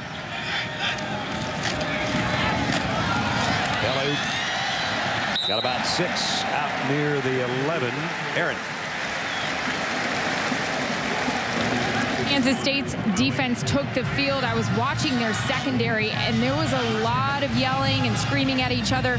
Coordinator Vic Koenig was telling his guys in not so a quiet voice, we can't survive making the mistakes that you're doing out there. You need to get your act together. A lot of guys yelling at each other. It'll be interesting to see how they respond. On 2nd and 4, trying to slow down Helu, and they do, short of the first down by a couple. Well, one thing that they've done is they made one personnel change in this possession. Courtney Herndon, number 20, who is a senior, he's listed as a linebacker on our charts, but he's in now at free safety, or strong safety, in place of Terrell Miller. Remember, Tyson Hartman was injured, and Terrell Miller, the freshman, came in for him in the next play. He got beat for a long pass that set up a touchdown. Now they've gone to a senior in Courtney Herndon at that safety spot. I think Terrell was one of the guys that was being spoken to not so quietly, as Aaron put it. Helu, well, nice job there. Yeah, nice stop. Going to force a punt. Anticipated run. They ganged up on the line of scrimmage, and they got Helu before he got a head of steam going. Speaking of not talking so softly, I love what Sandra Bullock said on Game Day today about the new movie that came out last night, The Blind Side. Yeah. Said all the coaches that were in it, said the one thing they noticed, the actual coaches, Coach Saban, Coach Holtz, and all those guys, they all talk so loud. And she's got to realize all of us in sports talk loud. Yeah. Henry, whoa, just got it out of there. Almost got the punt blocked. And now Banks scoops it on 3 hops. Going to try to get something out of it. Got back to the 45-yard line, so great field position now for Kansas State. And it was really a good decision to take this, because if he lets it bounce, it goes about 10, 15 more yards. Now they almost got the block. Courtney Herndon, who's in at safety, right up the gut, almost got it. And it was a low kick, and Banks did a nice job of fielding it and getting what he could. Well, with a win last week in Phoenix, Jimmy Johnson now looking to drive to the record books with a 4th straight NASCAR Sprint Cup championship. Can he do it? Homestead, Miami tomorrow for the Ford 400. Starts 2:30 Eastern time on ABC with NASCAR Countdown. We're counting down to the Big 12 North crown and a trip to Arlington, Texas, December 5th. Still got a long ways to go. Nebraska leads by 2 touchdowns. Gregory, get rid of it. And he does. The Big 12 today, of course, Texas is still playing. A win for the Longhorns, and they win the South. Oklahoma State the other night held on to beat Colorado. Texas Tech throttled Oklahoma. Missouri over Iowa State. A&M put it on Baylor. And Texas at the half leading Kansas. Of course, the Longhorns win. They win the Big 12 South. And they'll stay in the state of Texas for the Big 12 championship game down at Cowboy Stadium. You'll see it December 5th on ABC. From the 45. End around and a pass coming. And it's caught by Thomas out of the backfield. You know what's interesting is the play before they put Thomas out as a wide receiver thinking they'd get a matchup on a linebacker. But Nebraska played zone. So now this time they try to throw it to him again off the gadget play. And Klein. He was a quarterback. Yeah, and this time he's matched up against a safety instead of a corner. And they had a matchup that worked. And it was a nice throw for the first down. Really was. Colin Klein playing wide receiver, but was a quarterback, and he put it right where he had to that time. And driving, keeping the legs going for 2 or 3 yards when it looked like there wasn't anything, was Thomas. Sue and Compton holding on, finally stopping. Well, Kansas State wasted their last opportunity.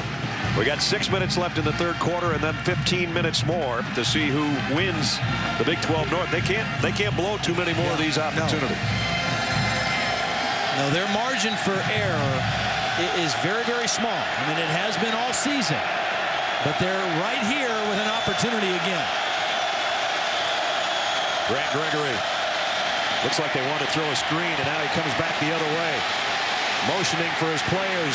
Throws on the run. Knocked away in the end zone. Actually had a man back there, but Eric Haig, who's made some nice plays today, made another one. Well, I thought Gregory was going to take off and run. It looked like he had a little room. He's directing traffic, and Banks is working right to the sideline, and a nice play by Haig. Just cut right underneath the receiver and got his hands on the football. And again, Banks is not the biggest target in the world. In fact, Haig's about 6 or 7 inches taller than number 83. 3rd and 7. That's Banks in motion. Gregory. High, incomplete, intended for Banks again.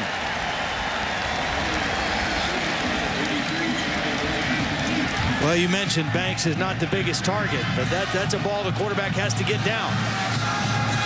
And pressure inside a little bit maybe got to him. Sue was putting some pressure on from inside, and the ball got up on the quarterback, Gregory. Bill Snyder knows he needs something out of this drive and get something on the board here in the third quarter. Cherry hit from 44, missed that long one from 51. This is for 32 yards. Out. Nuh-uh.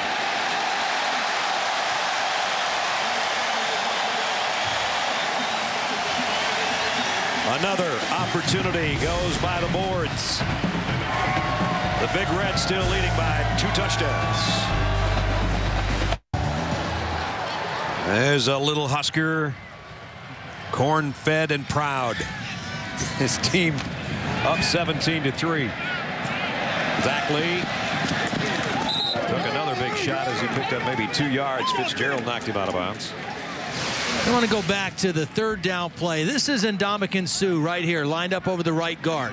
We talk about how he can affect plays. Okay, now he's going to just get enough pressure on the quarterback to force action and force things happen. I mean, it doesn't show up on the stats. He doesn't get the sack. He doesn't get the pressure, but he affects the game. Not only did he force a quarterback out, but then he ran into Crick and tried to have to throw over him. As Ndamukong's parents and sister looking on from the stands tonight on this senior night in Lincoln. Burkhead going to be third down and about 5. So in the last 2 possessions in the red zone, Kansas State came away with a fumble at the goal line and a missed makeable field goal. That could have made the difference. Could be 17-13 right now. And I'll tell you what, I've been impressed with how this team has moved the football. I didn't think they'd move the ball on Nebraska's defense with the kind of success that they've had. Now, they don't have much to show for it. Only 3 points. And part of that is because Nebraska, coming into the game, the 3rd best defense in the country in terms of keeping people off the scoreboard. But they've done their job. Lee lofts one. And is it caught? No, incomplete. Well played. That was just a jump ball out there.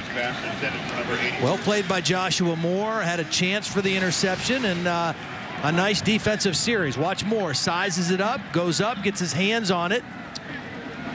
They both had a shot at it. Neither came down with it. So Henry to punt. They were very close on the last one. Yeah, right? Brandon Banks took it on a couple hopper, as you said, to save him 10 or 15 more yards, and then he got back into Nebraska territory. See if he can do it again.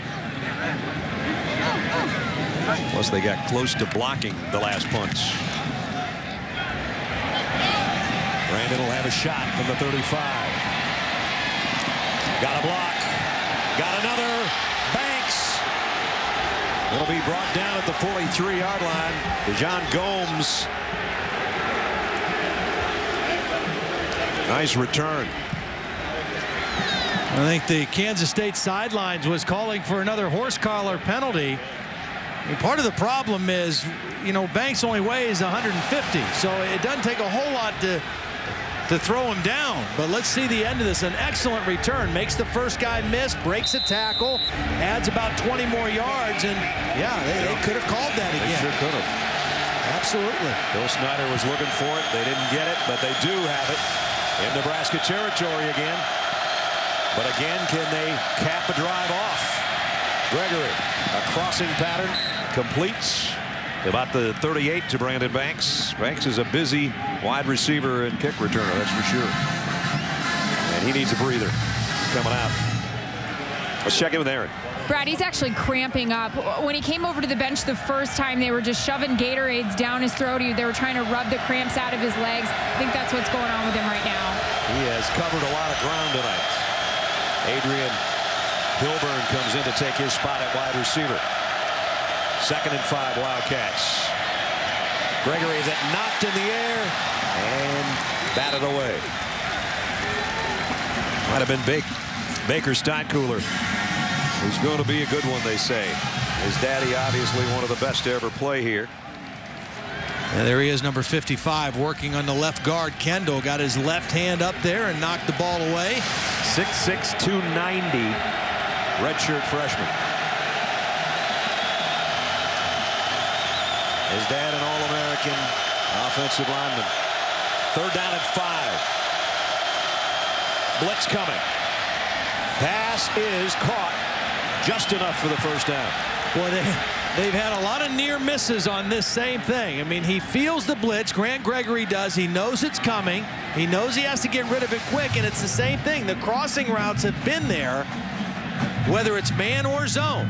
It's a little behind Banks, but Banks does a nice job of hanging on to it, securing the catch, and getting the first down. Grant Gregory is going to have some bruises tomorrow from the passes he's completed. At the 32-yard line. Brandon Banks stays in there, cramps and all. He's been the #1 target. Nice play fake. But now I don't know if Gregory's got anywhere to go with it, except to the Nebraska sideline.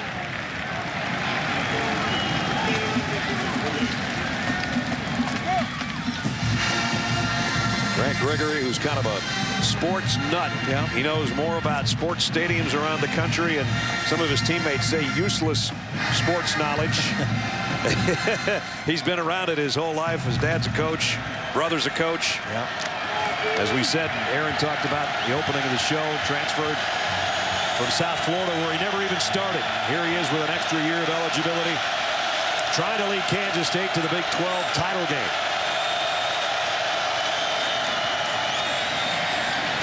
Into the middle of the pile. That's not going to work.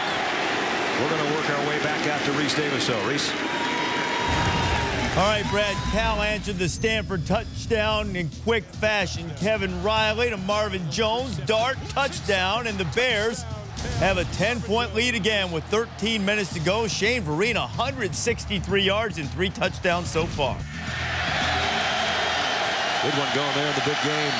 This is a big game for both these teams. Kansas State, they win, they go to the Big 12 championship in a bowl game. Lose, they go home for the rest of the year. 3rd and 10. Gregory flushed. Look out from behind. Ball is out.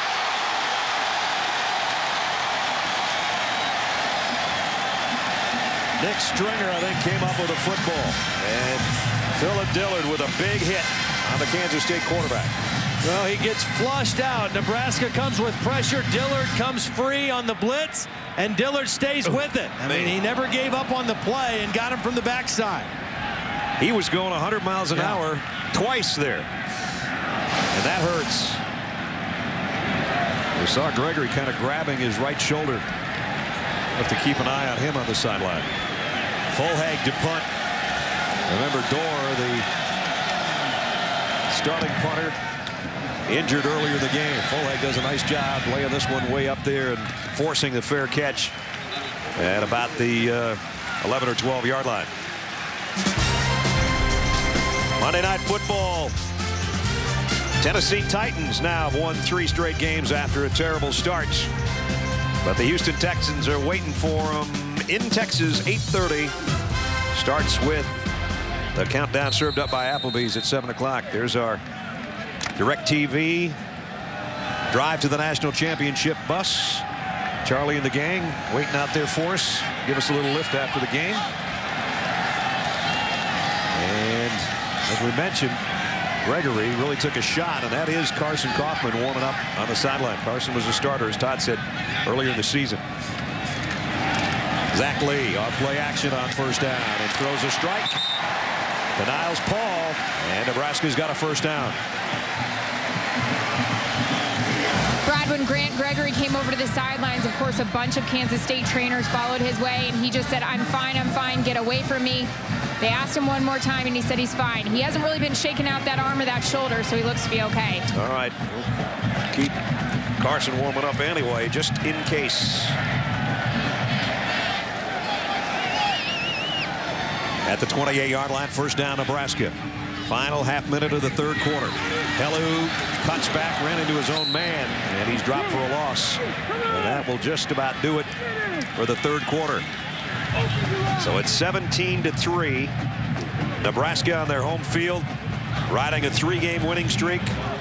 One more win, and they are going to Arlington, Texas to play for the Big 12 title. They know their season's going to continue either way, with a bowl game or a Big 12 title game and then a bowl game. And Bo Pelini knows as he holds up the 4 fingers. The 4th quarter lies ahead. Who's going to go to the Big 12 title game? Hang around. We'll find out together.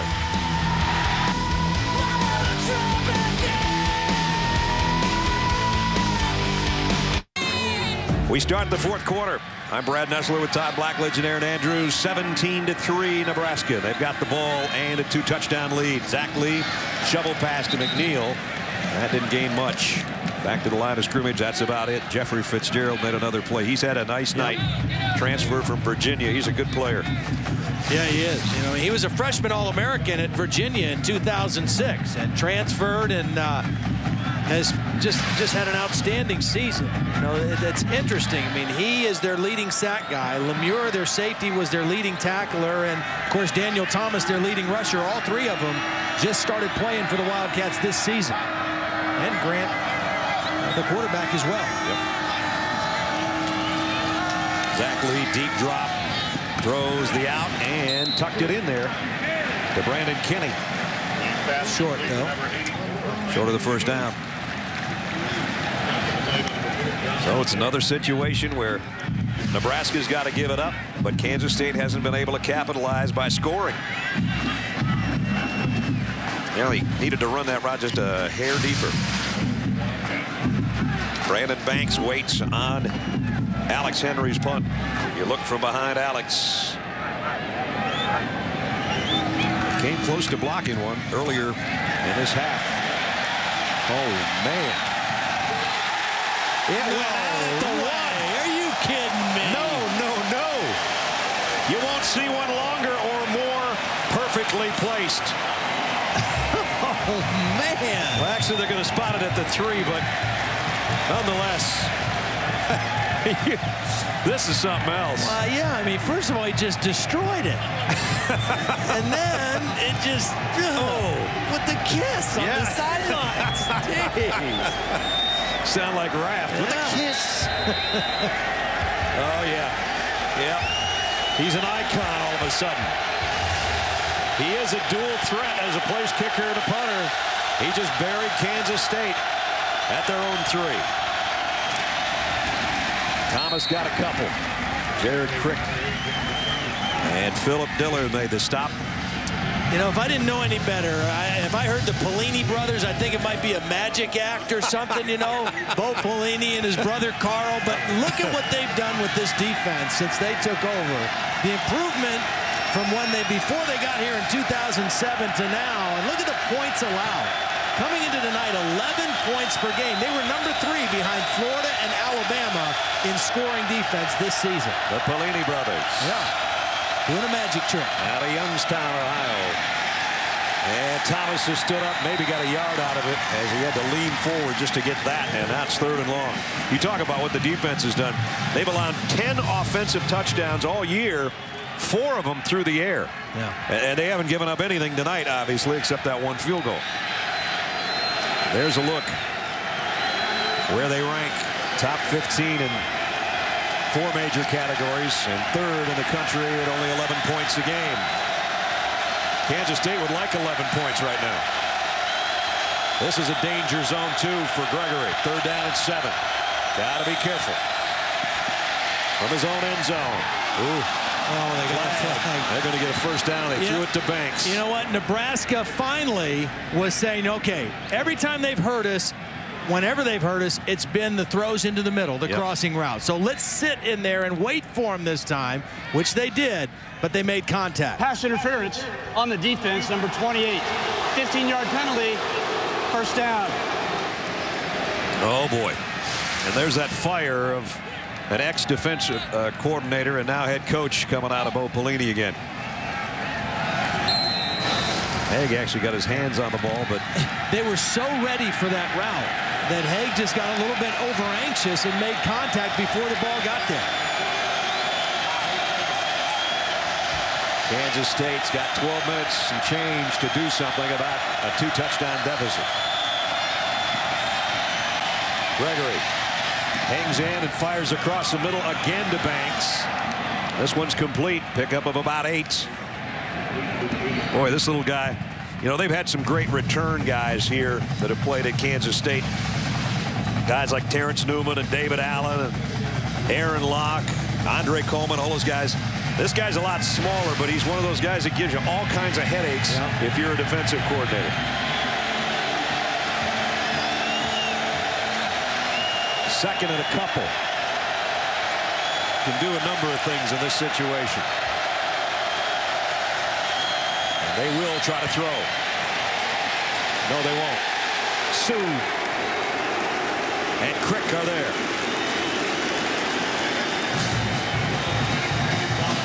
And Dominic Sue. And you see the bull rush. And then just drags down the quarterback. And they'll give Crick a little bit of that sack, I think, too. That's his sister that's holding up the Supreme Ultimate Husker sign.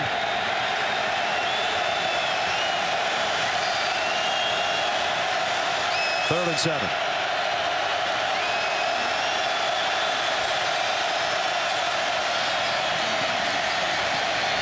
Gregory has it batted in the air, incomplete.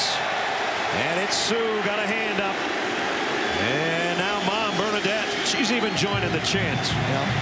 Well, when the game is really in the balance for Nebraska and their defense needs a play, pretty much this guy's going to step to the forefront. He's going to get in there. He's going to keep fighting, keep making his way to the quarterback, and then he gets his hands up. I mean, he affects the football game. He affects your running game. He affects your passing game. And you got to account for him every snap. Polhag now, normally the pooch punter. He'd like to get some distance on this one. And he did. Another great kick. Paul trying to bring it all the way back. Nice stiff arm. He actually got to the corner, but he's going to be dragged down at the 32-yard line. The Sioux are having a party over there in their section.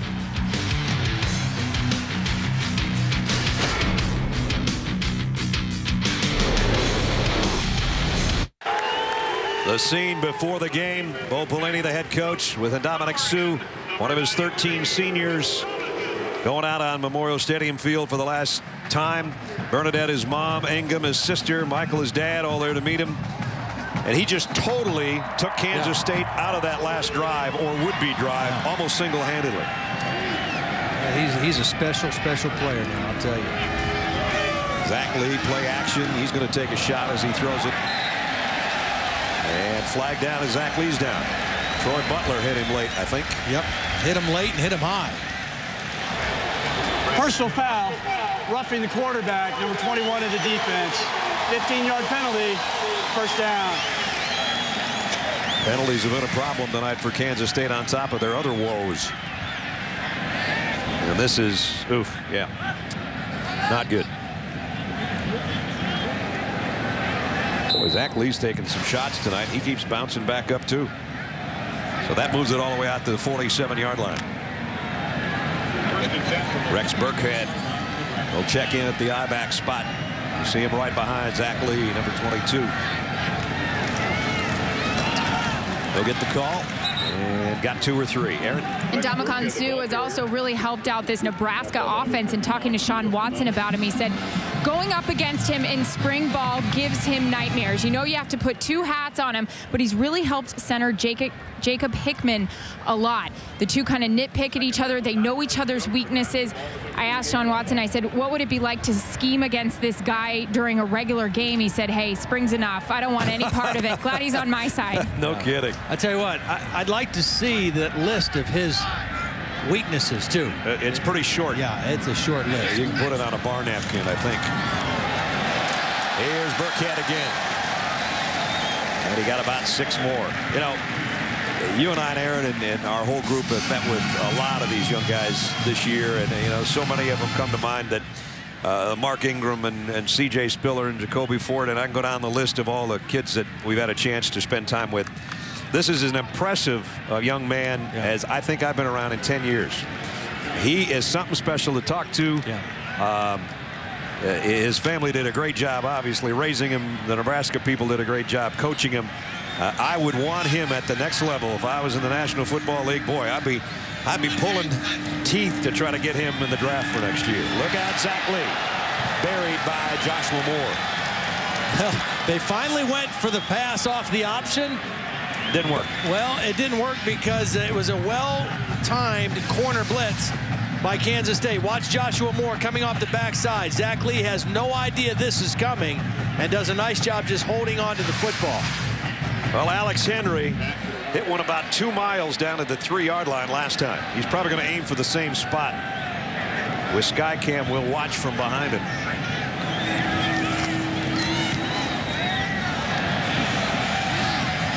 This one's going to bounce and make the end zone. Oh, what's wrong with this guy? Come on. You can't be perfect every time like Todd Blackledge. Come on. Nebraska with a big lead, 8:23 to play.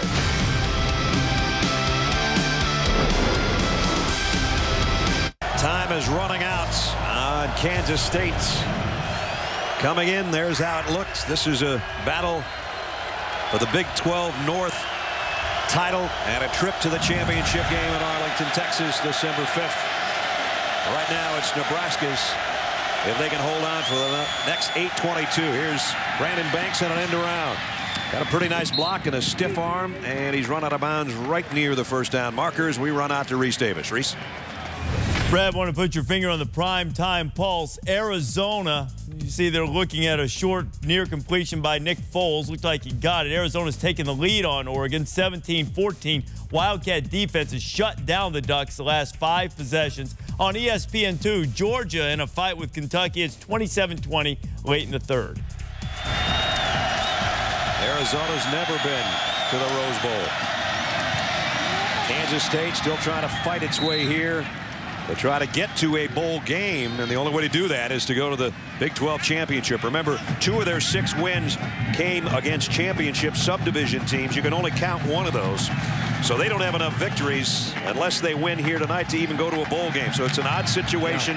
You win, you're in the Big 12 title game, and then a bowl game. You lose, you go back to Manhattan, and you plan for next year.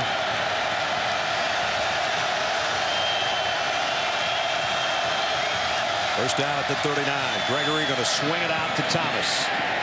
Made one man miss at the sideline. He might have stepped out of bounds. Yeah, it looked like he did, but the line judge was running right down behind him and didn't blow his whistle or throw his hat. So they gave him the yardage. So it's a first down. And they moved the sticks already down to the 48-yard line. We take another look at it. He had a better shot of it than we did, actually. So I thought right there, maybe not. Boy, that was a quick toe touch. Trick and play. They got a Banks going back to the left side again, and he's got 8 or 9 more. It almost looked like the old Fumbarooski. Yeah. Brandon Banks, he has been a busy guy tonight.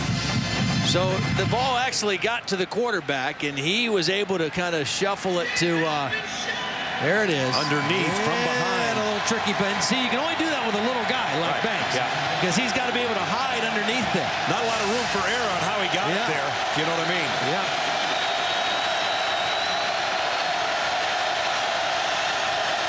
Pulling all the stops they need to. We're down to 6.5 to go. 2nd and 1. Gregory scans a field, throws, tipped, incomplete. Intended for Snipes, and Dillard got a hand on it. Kind of a dangerous throw by Grant Gregory. Yeah. He's drifted in the pocket a little bit more than I'd like to see him. He rolls out of there, and I don't even think he saw Dillard coming from the outside. He breathes a sigh of relief that he has another play. This is probably 2 downtime already. We're getting late in the 4th quarter. And this is no man's land. If they don't get this first down, they got to go for it. 3rd and a yard.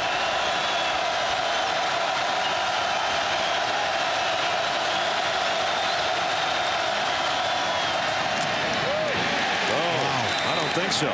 Great play by Dillard. Man, you were talking to me earlier today about watching him on film, and he's a good player. He is. I mean, he's feisty, he's aggressive, he's not an overly big linebacker, but he's very quick, and he's not afraid to stick his nose in there, as you saw on that 3rd down and short. Times it up, comes with a full head of steam, and takes down Thomas low, short of the first down. Played at Jenks High School in Tulsa, and they have had more state championships than you can count almost at that program, and in the top 15 in the country again. That short. They got to go, Todd, don't they? Yeah, 6:21. I mean, they can't kick a field goal from here. No, they got to go. You know, and normally you'd say, well, you know, that short quarterback sneak should be a high percentage play. But quarterback sneak means you're going right next to guess who? Yeah, Mr. Sue and Mr. Crick. I should say guess Sue. There's 93. 94's right next to him. Probably the ball game right here for Kansas State if they don't get it. Quarterback sneak. They got it. Actually ran right between those two guys and give Wade Weaver some credit there. The center. Well, if I had to choose, I'm going to go left of my center. I'm not going to go right. I'm going to go left, away from Sue and at Crick. Partly because Crick is younger, and partly because he's taller, and there's a better chance of your lineman getting better underneath and leverage on him than you get on Sue. Wade Weibert's got to be sick of looking at those two guys tonight, I would think, though. The center did a nice job. So did the left guard, Kendall. So a new set of downs for Kansas State. Time is... Yeah, they got to get a little more sense of urgency about themselves right now. Down to 5.5. Gregory. Pressure in the pocket again. Did he sneak it in there? Nope, incomplete. Intended for Snipes. Well, Jimmy Johnson looking to make some history The chase concludes with a Ford 400 at Homestead, Miami tomorrow. Coverage starts 2:30 Eastern time on ABC with NASCAR Countdown, going for 4 in a row. And all he needs to do is finish 25th or better, and he's on the pole. That is something special that he's doing there. And now Nebraska trying to win their 8th game of the year. It would be their 4th win in a row. They would win the Big 12 North, regardless of what happens in their game with Colorado coming up next week. Gregory in trouble. His lineman trying to give him time. Lofts it. Incomplete, intended for his tight end. Astrud is incomplete. We check in with Reese. All right, Brad, Stanford trying to save itself and stay in the Pac-10 race and in the battle for the Axe. Toby Gerhart tying a career high with his 4th touchdown, but Stanford was just stopped on 4th down deep in its own end, and Cal has a 3-point lead and the ball and a 1st down deep in Stanford territory. Meanwhile, on ABC, Arizona has a 3-point lead on Oregon, getting late in the 3rd. All right, Reese, keep us posted here. 5:17 remaining. 3rd and 10, Kansas State. Trying to get a touchdown. Trying to get a 1st down. Gregory's going to run for it, and he got it. Yep. Tough run Nice to the play. 25. Nice play by Gregory. And look at Sue running down the field. I mean, this is what makes him special. Now, he rushes the quarterback, and he doesn't give up on the play. Watch his pursuit after the rush. Man. That's a 6'4", 300-pound defensive lineman running down the field like that in the 4th quarter. Another 1st down, Kansas State. Trying to get to the red zone, but every time they get there, things backfire on them. Gregory has it knocked down at the line again by Ndamukong Suh. Yeah, but he's got to set his feet. I mean, he's hopping around too much here. Now, I know those guys make you nervous. I mean, Sue and Crick would make any quarterback nervous. But Grant Gregory's got to settle his feet down a little bit. I mean, they're just moving the whole time. He's just kind of hopping and moving backwards when he doesn't have to all the time. This guy has taken over the game. 93. Yeah, well, we talked about him 3 hours ago that he might, and he is.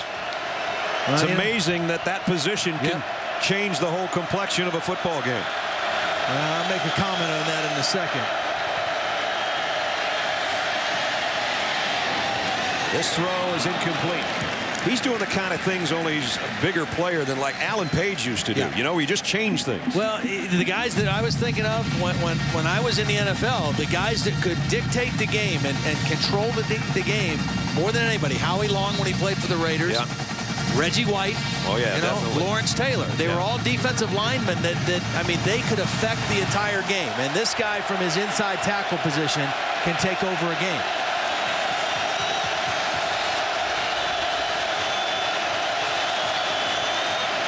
Gregory. He's not going to get his feet set here either. More pressure from Sue, and Turner cleaned it up. And now it's 4th down and a bunch. Sue forced him to scramble up, and Turner finished him off with a sack. Watch Sue get the pressure and force him up in the pocket. And then Turner came from behind and got the sack.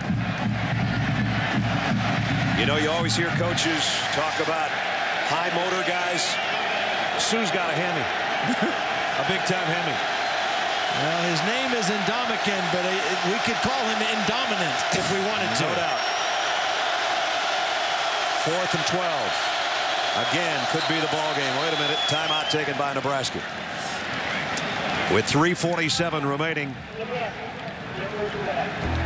The season could close for Kansas State if they can't pick up 12 yards when we come back.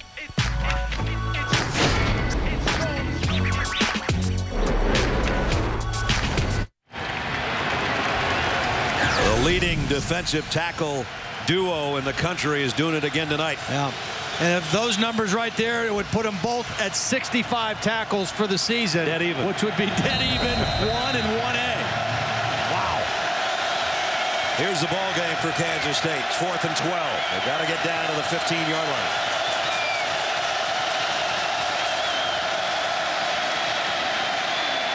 Gregory lofts it. Incomplete, intended for Banks. Nebraska takes over.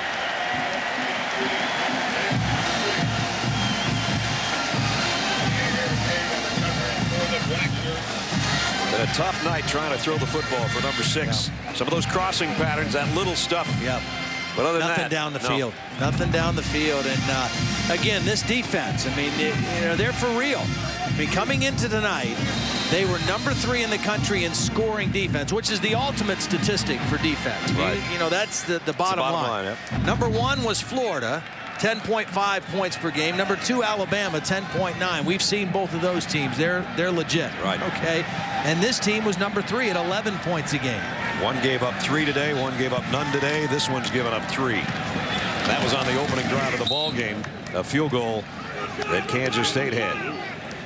Take you back. Big 12 championship, December 4th of '99. Combination of Carell Buchalter and Eric Crouch, too much for Texas. The black shirt defense sacked Major Applewhite 7 times and intercepted him 3 times on that one.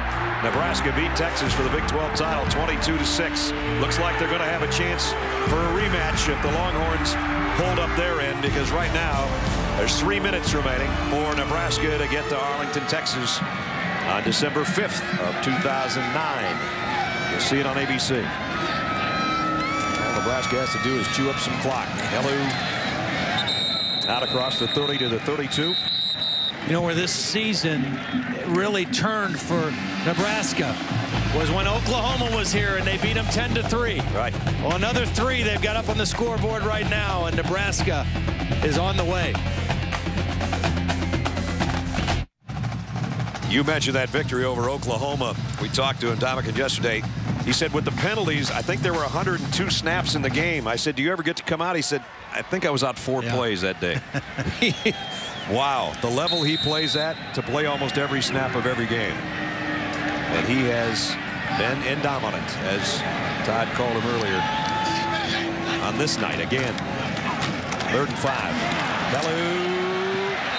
Does he have the first down? Looks like very close, if not. Depends on the spot. And, you know, I don't think there's any way that he could win or would win the Heisman Trophy, but I think the guy deserves, you know, if they take 5 guys to New York, I don't know if it's 4 or 5. If they take 5, I think he should be one of the guys that gets invited, because, you know, the award is for the best player in college football, and on this side of the ball, I think he's the best. I mean, he's the most dominant player that I've seen this year.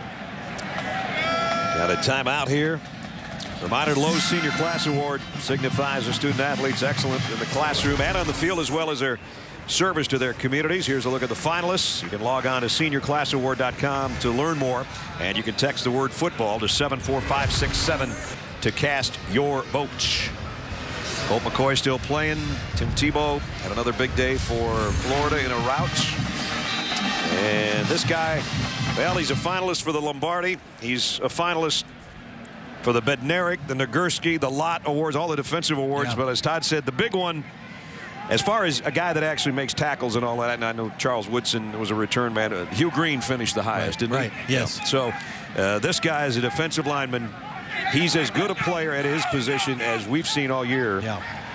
And Mel Kiper thinks he's maybe the best there is at his position, if not one of the best of any position. Nebraska on 4th and 1. Zach Lee puts his head down and burrows, it appears, his way to a first down. And now we don't need this to get too chippy with 2.5 minutes to go, because that first down will just about do it, with Kansas State having 1 timeout remaining. Bo Pelini's done a really nice job. Only his 2nd year, and they're just getting started. He said, we're not there yet, but they are getting better. And this defense, as you said, is for real. The offense was pretty efficient tonight. Yeah. Zach Lee threw 2 touchdown passes. Well, again, for their offense, I mean, you know, they had to kind of reinvent themselves, and they figured out, if we take care of the football, you know what, and play good special teams, our defense is good enough that we can win any game we're in. Hello. As we take it down to 2 minutes, and we take it to Reese again. Brad, Stanford and Cal waiting moments. Andrew Luck trying to pull one out of the fire, but the young quarterback had a night he'd like to forget. Picked off by Mike Muhammad. That was Luck's 30th attempt of the night. Stanford 0-4 when he throws that much. And the sturdy Golden Bears knock off Jim Harbaugh and the Cardinal 34-28. Good game. Here, Nebraska has controlled things Once they got their first touchdown, they have completely shut down Kansas State's offense. Burkhead. And he might have another first down. I don't think he ever landed as Fitzgerald tackled him, but it looked like he rolled over that first down marker. And now we're down to minute 23. So Bill Snyder coming out of retirement after 3 years. 3-time National Coach of the Year, 5-time Conference Coach of the Year in Manhattan for Kansas State. And it's going to be a 6-6 finish. A lot of people didn't think they'd win nearly that many games. They won't be going bowling, though. As I mentioned earlier, they can only count one of those games against the championship subdivision team, so they'll finish at 500. And the worst part about that for Bill Snyder, and really for any new staff, is not going to a bowl. You lose those extra practice days, right, which are so valuable with a new coaching staff or young players, and that's the biggest thing that affects them right now, because they're done. Congratulations to the Big 12 North champs, as Bo got a shower he wasn't expecting. I'll tell you what, now this team defensively can play with Texas. I mean, they can create some problems for Colt McCoy in Texas. The problem is for them is Texas is an awful good defensive football team in their own right. That's exactly it. 4-game winning streak. Another sellout crowd. And another Nebraska win at home. They're the Big 12 North Division winners. They'll make their 5th appearance in the championship game December 5th. And if Texas wins tonight, that's who it'll be against. Two guys that have known each other a long time meet at midfield. But for Nebraska, a big, big night. For 13 seniors, an emotional night. And now they can just let the happiness flow. The black shirts did their job. Did they ever? They gave up a field goal on Kansas State's opening drive, and that was it. Let's go down to Aaron. All right, Brad, thanks so much. Nice little shower there. We talked about it yesterday. Your team made it their #1 goal to dominate the Big 12 North. What does it mean to you guys to finally have it? Well, you know, it was, we fought through some adversity this year, and it's an accomplishment and puts us in a championship game. We still got one more. We got Colorado in a short week coming up on Friday, so we'll enjoy it tonight and get back to work. Ndamukong Suh runs off the field. Another game that he takes over. What has it been like coaching this guy? I mean, he's special. He's a special player. He's been special to the program, and I can't say enough about him. And really, this whole group of guys. There's a lot of character in that locker room. Well, we know you have a date now with the Texas Longhorns in the Big 12 championship. What do you look forward to most in that matchup? Well, first things first. I got Colorado. I know Texas is a hell of a team, but we got to take care of Colorado first, and we'll enjoy it tonight and get back to work. Congratulations. Thanks, Aaron. All right, Brad. Bo's working that gum. A gentleman on the plane with me the other day said, does he change gum at halftime? He's going to have to change shirts tonight because he's all wet, courtesy of the bath of a winner. They take the North Division 17-3. Nebraska wins it on their home field. That's going to wrap it up from Lincoln. For Todd Blackledge, Aaron Andrews, and our entire crew, I'm Brad Nessler saying so long from Lincoln, Nebraska. As the Cornhuskers take the North, they're headed to Arlington, Texas on December 5.